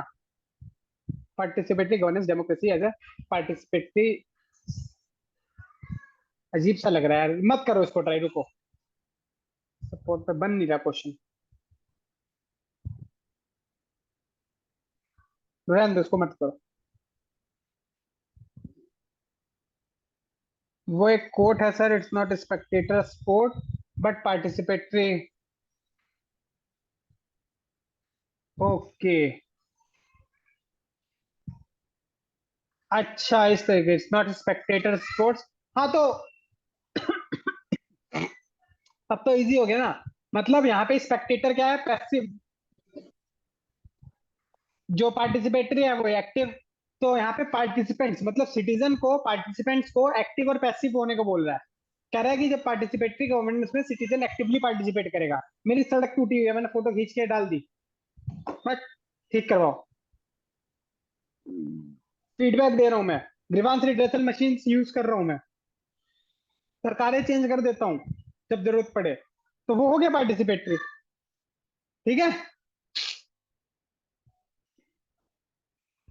डन, क्लियर हो गया, सॉर्टेड। ठीक है, तो और गवर्नेंस में दूसरी चीज, जितना तुम इसे पॉलिटी से लिंक करोगे, स्पेसिफिकली बता रहा हूं गवर्नेंस की फिलॉसफी क्या है, इस पॉइंट को अगर समझ गए और आंसर राइटिंग में उठा लाए तो मैं बता रहा हूं मार्क्स इंप्रूव हो गए। पहला,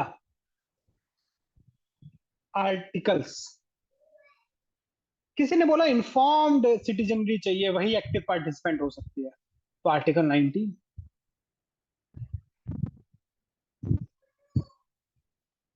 गवर्नेंस की फिलॉसफी क्या है अपने कॉन्स्टिट्यूशन में? Welfare state, very good, DPS। DPSP, DPSP to welfare state. ठीक है, डीपीएसपी टू वेलफेयर स्टेट। और इसके अलावा कॉन्स्टिट्यूशन का ऐसा कौन सा पार्ट है जो फिलॉसफी है?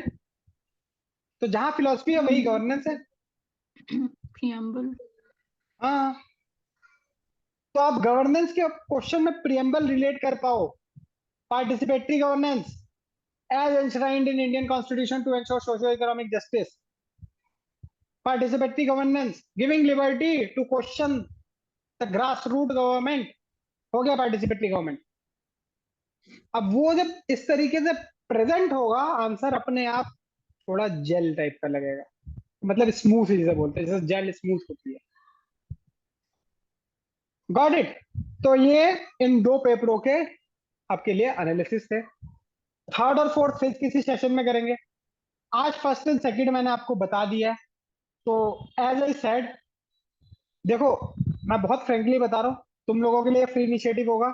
मैं इसको ऐसा पोर्ट्रे कर दूंगा कि भाई सिंपल सा लॉजिक है, मैं भी अपनी दुकान चलाने के लिए कर रहा हूँ जो कर रहा हूँ। ठीक है, मैं इसको ऐसा पोर्ट्रे कर दूंगा कि मैंने दिया है भाई, मैं नहीं कर रहा और लोगों को सिलेक्ट। 50 से ऊपर कभी सब्सक्राइबर नहीं जाएंगे इस चैनल में, मेरी गारंटी है। तो मैं लोगों को कोई कितना भी आ जाए, कम हो सकते हैं, 30 हो जाए, 25 हो जाए, आई डू नॉट केयर। जो लोग रिकॉर्डिंग देख रहे हैं इट्स फाइन, नहीं देख रहे हैं इट्स फाइन, सबकी अपनी अपनी प्रायोरिटीज है। मैं टाइम इन्वेस्ट कर रहा हूँ तो मुझे पता है। तो I will be putting up 5 questions each of GS paper 1 as well as GS paper 2। ठीक है, तो total 10 questions and you have to write it for me. I might give the feedback, I might not, evaluate तो नहीं करूंगा, but review करके एक voice note जरूर छोड़ सकता हूं।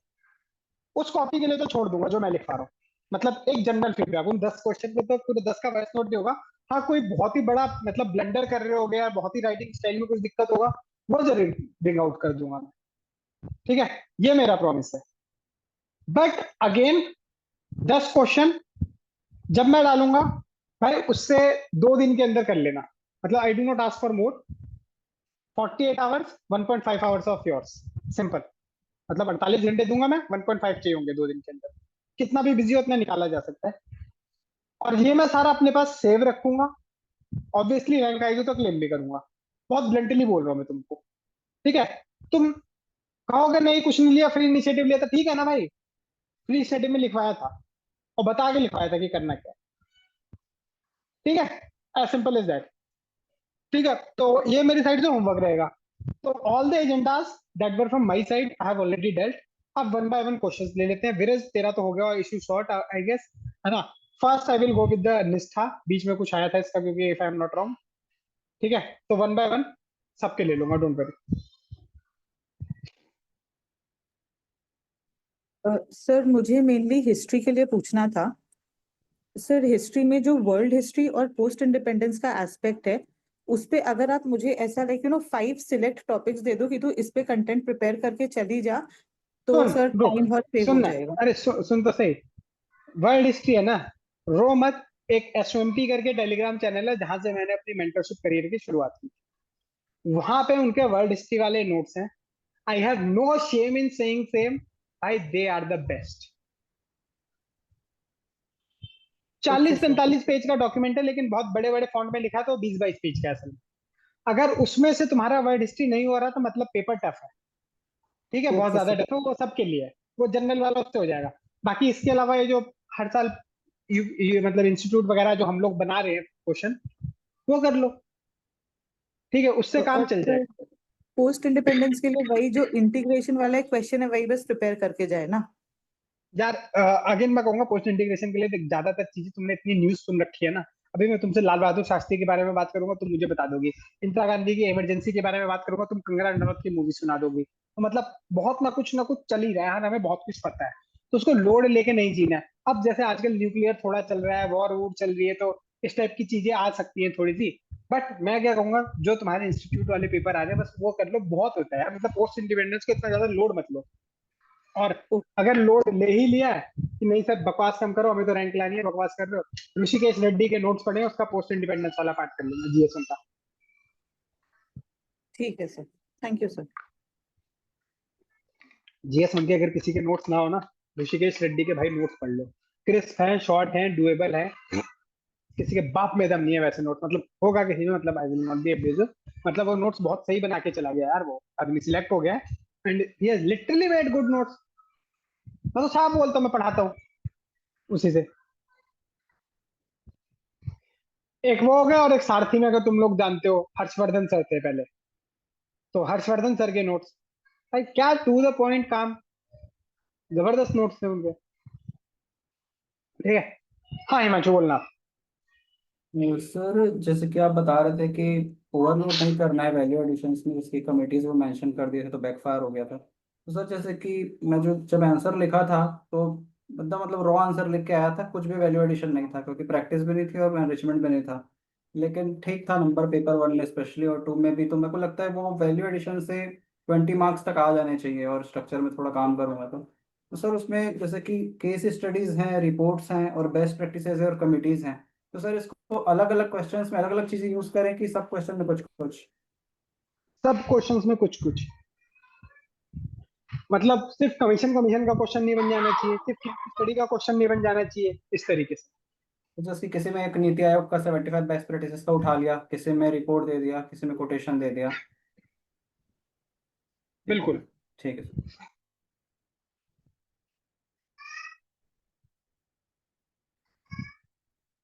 हाँ भाई स्मृति।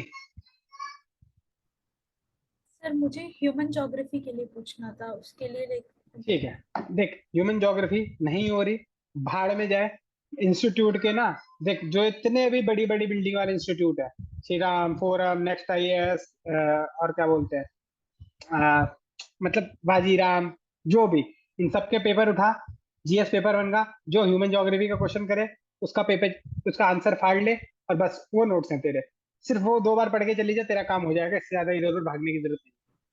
सर उसके लिए टेम्पलेट वाइज अप्रोच चाहिए नहीं होता है ना, क्योंकि लाइक थोड़ा सा फोमो होने लगा आफ्टर वाचिंग राइट स्मार्ट वाला लेक्चर, थोड़ा सा फोमो होने लगा उससे बात। यार मेरे को देखो, 2 चीजें हैं, शिविन बहुत एफर्ट डालता है, बहुत सही काम करता है, बट अगर तू मेरे से बोलेगी ना कि राइट स्मार्ट, मैं कहूंगा भाई सुनो, 3 सब्जेक्ट का वो लेगा, GS 1 2 3, तीनों के पहले 3 3 लेक्चर देख लो, उसके बाद उस राइट स्मार्ट की कोई जरूरत ही नहीं है। उसके बाद एक्चुअली उसे डम्ब बना देगा वो तुमको। उसका रीजन क्या है, क्योंकि more you focus on the कि ये ऐसे ही होगा, ऐसे ही होगा, भाई तुम अपनी थिंकिंग कैपेसिटी लिमिट कर लो। क्वेश्चन उस टाइप का ना आया UPSC में, क्या कर लोगे? और टू बी वेरी ऑनेस्ट, ऐसा नहीं है ना कि राइट स्मार्ट इतना महंगा कोर्स है कि भाई सब ले रहे हैं, ठीक है, वो इतना सस्ता कोर्स है कि मतलब भाई कोई नहीं सोचता अरे ये भी ले लो, कुछ तो हेल्प करेगा। से शायद तुझे ह्यूमन ज्योग्राफी में दिक्कत आ रही है तो तूने उसका एक फ्रेमवर्क याद कर ले, लेकिन अगर तू हर जगह वही फ्रेमवर्क लगाने लगेगी, फायदा नहीं है।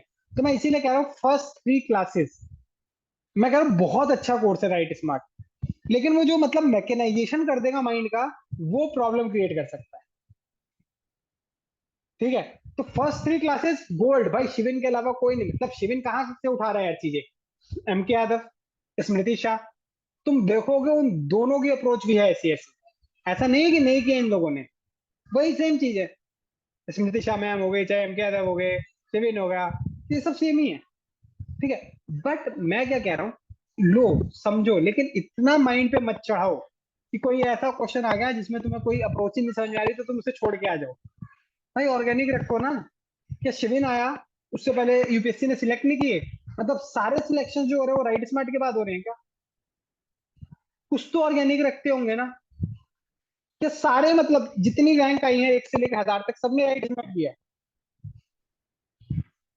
मैं मतलब वहां पे थोड़ा कंजर्वेटिव रहता हूँ, मैं टेम्पलेट पे ठीक है चीजें इजी कर देते हैं, मैं आने चाहिए, बट उस पर डिपेंड होना आई विल नॉट रिकमेंड, फोमो के चक्कर में मत पड़ो, ऑर्गेनिक रहे, सर मैं एक पर्सनल कंटेंट, एक्सपीरियंस शेयर कर सकती हूँ इसी रिकॉर्डिंग बंद कर दो तब।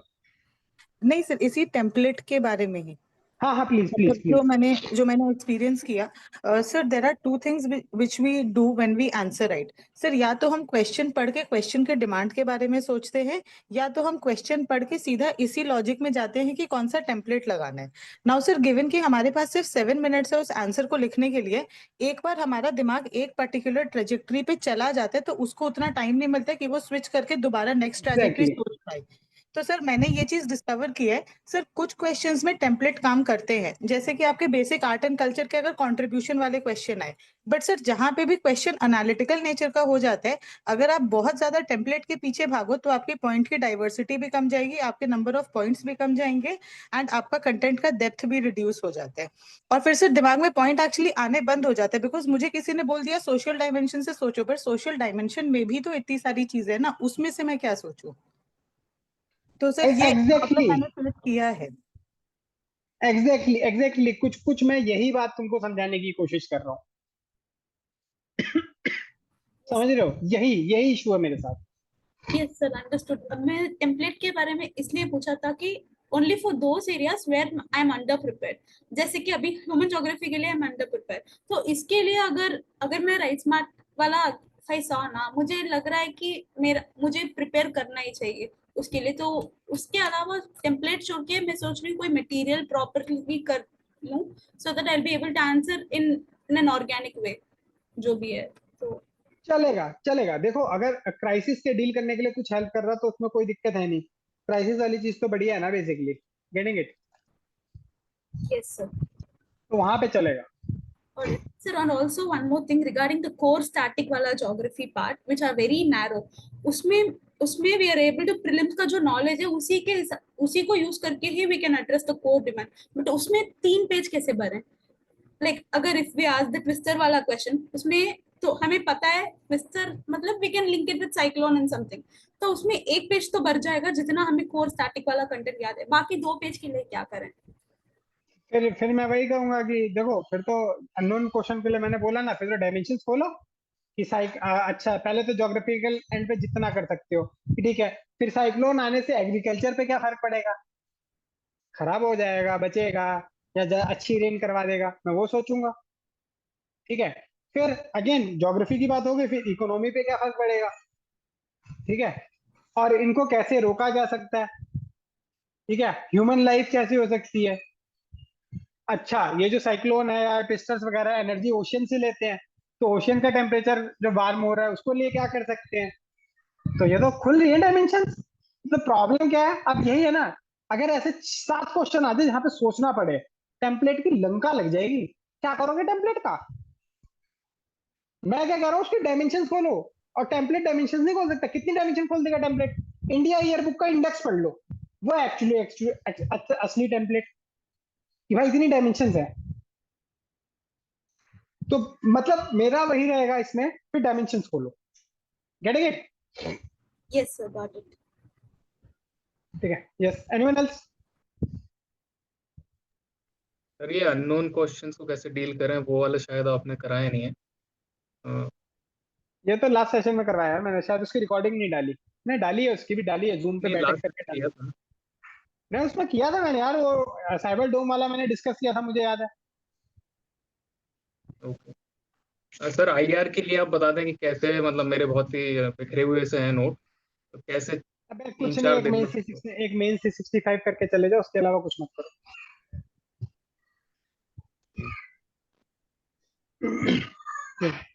Done, over and sir out.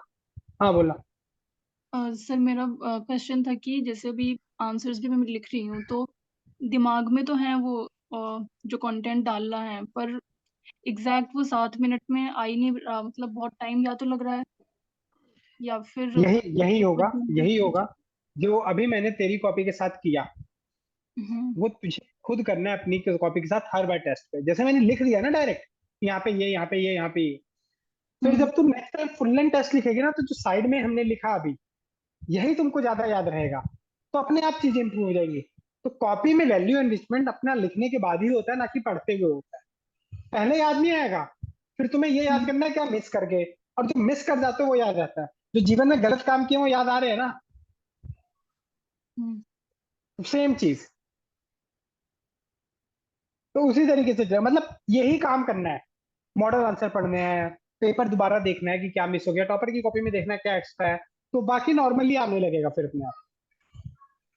Sir जैसे अभी टाइम भी काफी लग रहा है, जैसे मैं 1 घंटा ही टाइम करके करती हूँ तो वो मेरे क्वेश्चन अभी छूट ही रहे हैं 2, 7 क्वेश्चन में से 4 या 4.5 ही हो रहे हैं, तो ये कवर हो जाएगा? अभी टाइम भी काफी कम रह गया तो। हार नहीं मानेगी तो हो जाएगा, हार मान ले पक्का फेल है। You just keep fighting. Last moment पे कुछ ऐसी ट्रिक्स जरूर बता दूंगा पेपर से 5-7 दिन पहले, पेपर पूरा हो जाएगा। फिर कुछ तरीके हैं ना, वो डिस्कस अभी नहीं करेंगे, गंदी आदत है वो। ठीक है, मतलब तो लास्ट मेंस में भी मेरा छूटा ही था पेपर, तो 2-3 क्वेश्चन। नहीं छूटेगा, don't worry, don't worry. Sir hello sir. Sir मैं वर्किंग एस्पिरेंट हूँ। मेरा ऑफिस में मैं 6 बजे वापस आ जाती हूँ।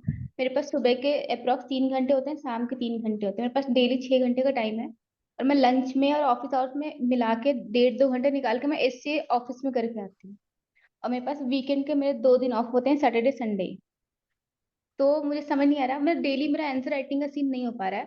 तो मैंने कल से क्या किया जीएस के लिए, कि एक फ्रेंड है जो मेंस लिख रहा है, तो हमने कॉल पे 1 घंटे में पीवाईक्यू की बस ब्रेनस्टॉर्मिंग कर लिया 8-10 घंटे 10 क्वेश्चन की। तो हमने सोचा कि ऐसे ही हम सारे पीवाईक्यू ही कर लेंगे। और ऑप्शनल मेरा हो रहा है कि मैं सुबह रिवाइज करके थोड़े आंसर्स टॉपर कॉपी से करके कर ले रही हूँ। अभी मुझे फिर भी ऐसे फोमो सा हो रहा है, क्योंकि मैंने लास्ट में जब लिखा था तो आई वॉज अनएम्प्लॉयड। मैं 13-14 घंटे आराम से डेली दे रही थी, अभी मेरे पास बिल्कुल हाफ टाइम है। तो ऐसे ना साइकोलॉजी सी बन गई है कि मेरा कम टाइम में कैसे हो पाएगा सब कुछ। और मेरी नई नई ज्वाइनिंग है, तो मैं लीव्स मुझे मेरे पास अभी नहीं है, तो मेरे पास जो थोड़े छुट्टियां हैं वो मैं एग्जाम टाइम में ले पाऊंगी देने के लिए। तो ये मुझे समझ नहीं आ रहा कैसे।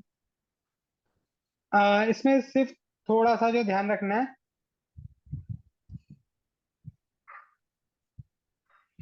कि रोज आंसर राइटिंग ना हो तो कोई बात नहीं, लेकिन हफ्ते में 10-15 आंसर लिख ले, मतलब 2-3 आंसर लिख ही ले। ठीक है, और हर 2 हफ्ते पे एक वीकेंड पे टेस्ट लिखने की कोशिश कर। ठीक है, तो यस। मतलब मैं तेरे को 12 टेस्ट लिखने का सजेस्ट नहीं करूंगा, एटलीस्ट 5 या 6 टेस्ट सजेस्ट करूंगा, मतलब एक एक करके पूरा।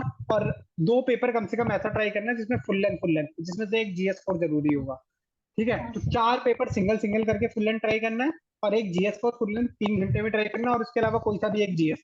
तो ये 6 पेपर बेयर मिनिमम ट्राई करने हैं तुम्हें 6 हफ्ते में। Okay sir. सर मैंने कल एसए का टेस्ट लिखा था, और आज मैंने जीएस 1 के 10 क्वेश्चन से अप्रॉक्स लिखे। फिर मेरा लिखने का मन ही नहीं हुआ टेस्ट लिखने का, तो मैं बस 10 क्वेश्चन 15 मार्क्स वाले लिखे और फिर अटेम्प्ट नहीं किया। और मैंने लास्ट वीकेंड एथिक्स का टेस्ट लिखा था। तो मतलब वीकेंड में टेस्ट के लिए रिजर्व रख रही हूँ कि मतलब एटलीस्ट 2 टेस्ट में वीकेंड पर लिख लूँ। और सही है, डेली सही है, फिर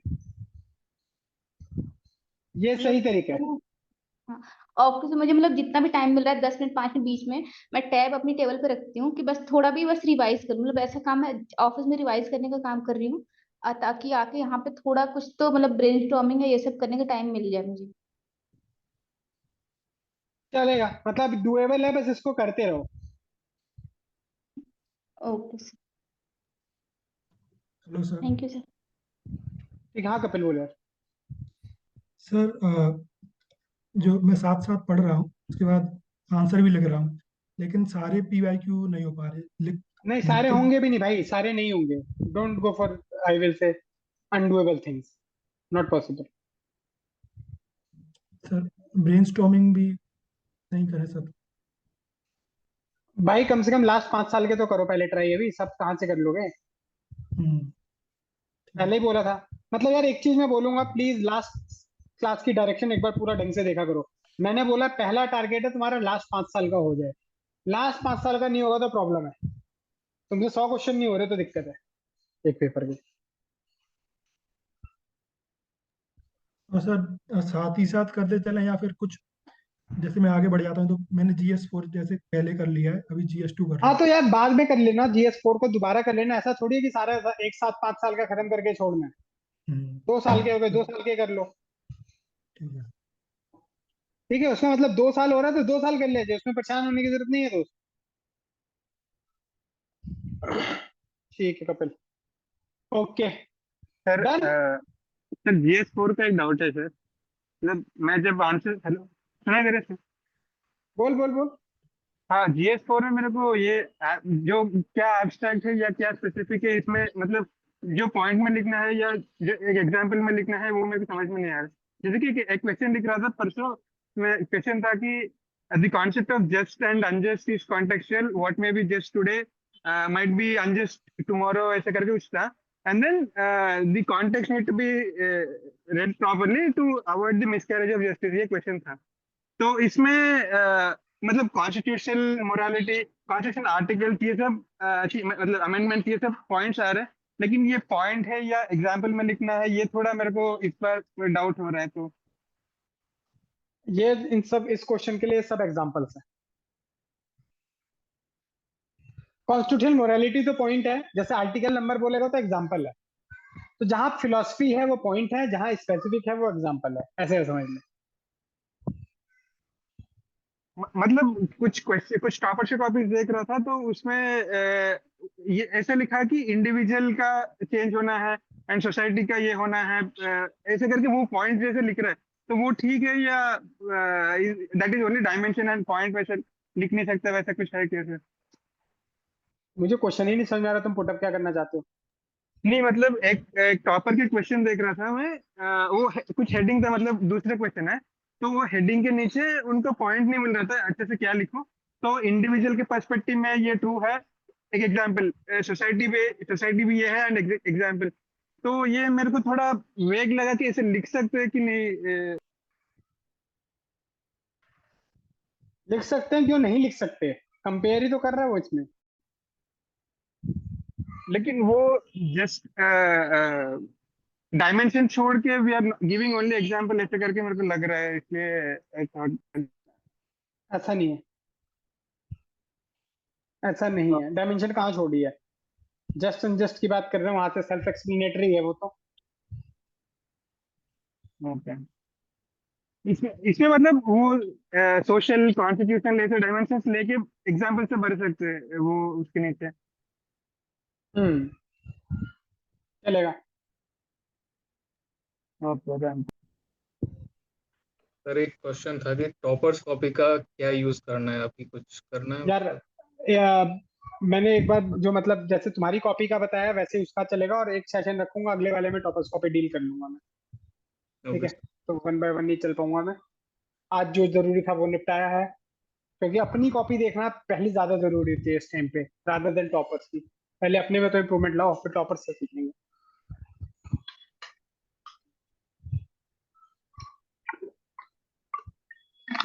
डन। Hello sir. चलो। हाँ सर जैसे कि आपने कहा कि जिनका फर्स्ट मेंस भी है उनको भी 20 जुलाई तक 4 टेस्ट लिख लेने हैं। तो सर ये प्रेज्यूम करना हो कि सबका एक एक फुल लेंथ अब सेक्शनल छोड़ देना चाहिए, मतलब जिनका फर्स्ट मेंस है उनको भी। भाई, मैं सेक्शनल के उसमें नहीं रहता ना, मैं सजेस्ट करता हूँ। ठीक है, ये इंस्टीट्यूट्स की देन होती है। मतलब I am not very much inclined in writing sectional, या तो मैं डेली आंसर राइटिंग करूंगा या मैं फुल लेंथ लिखूंगा। Okay sir, thank you.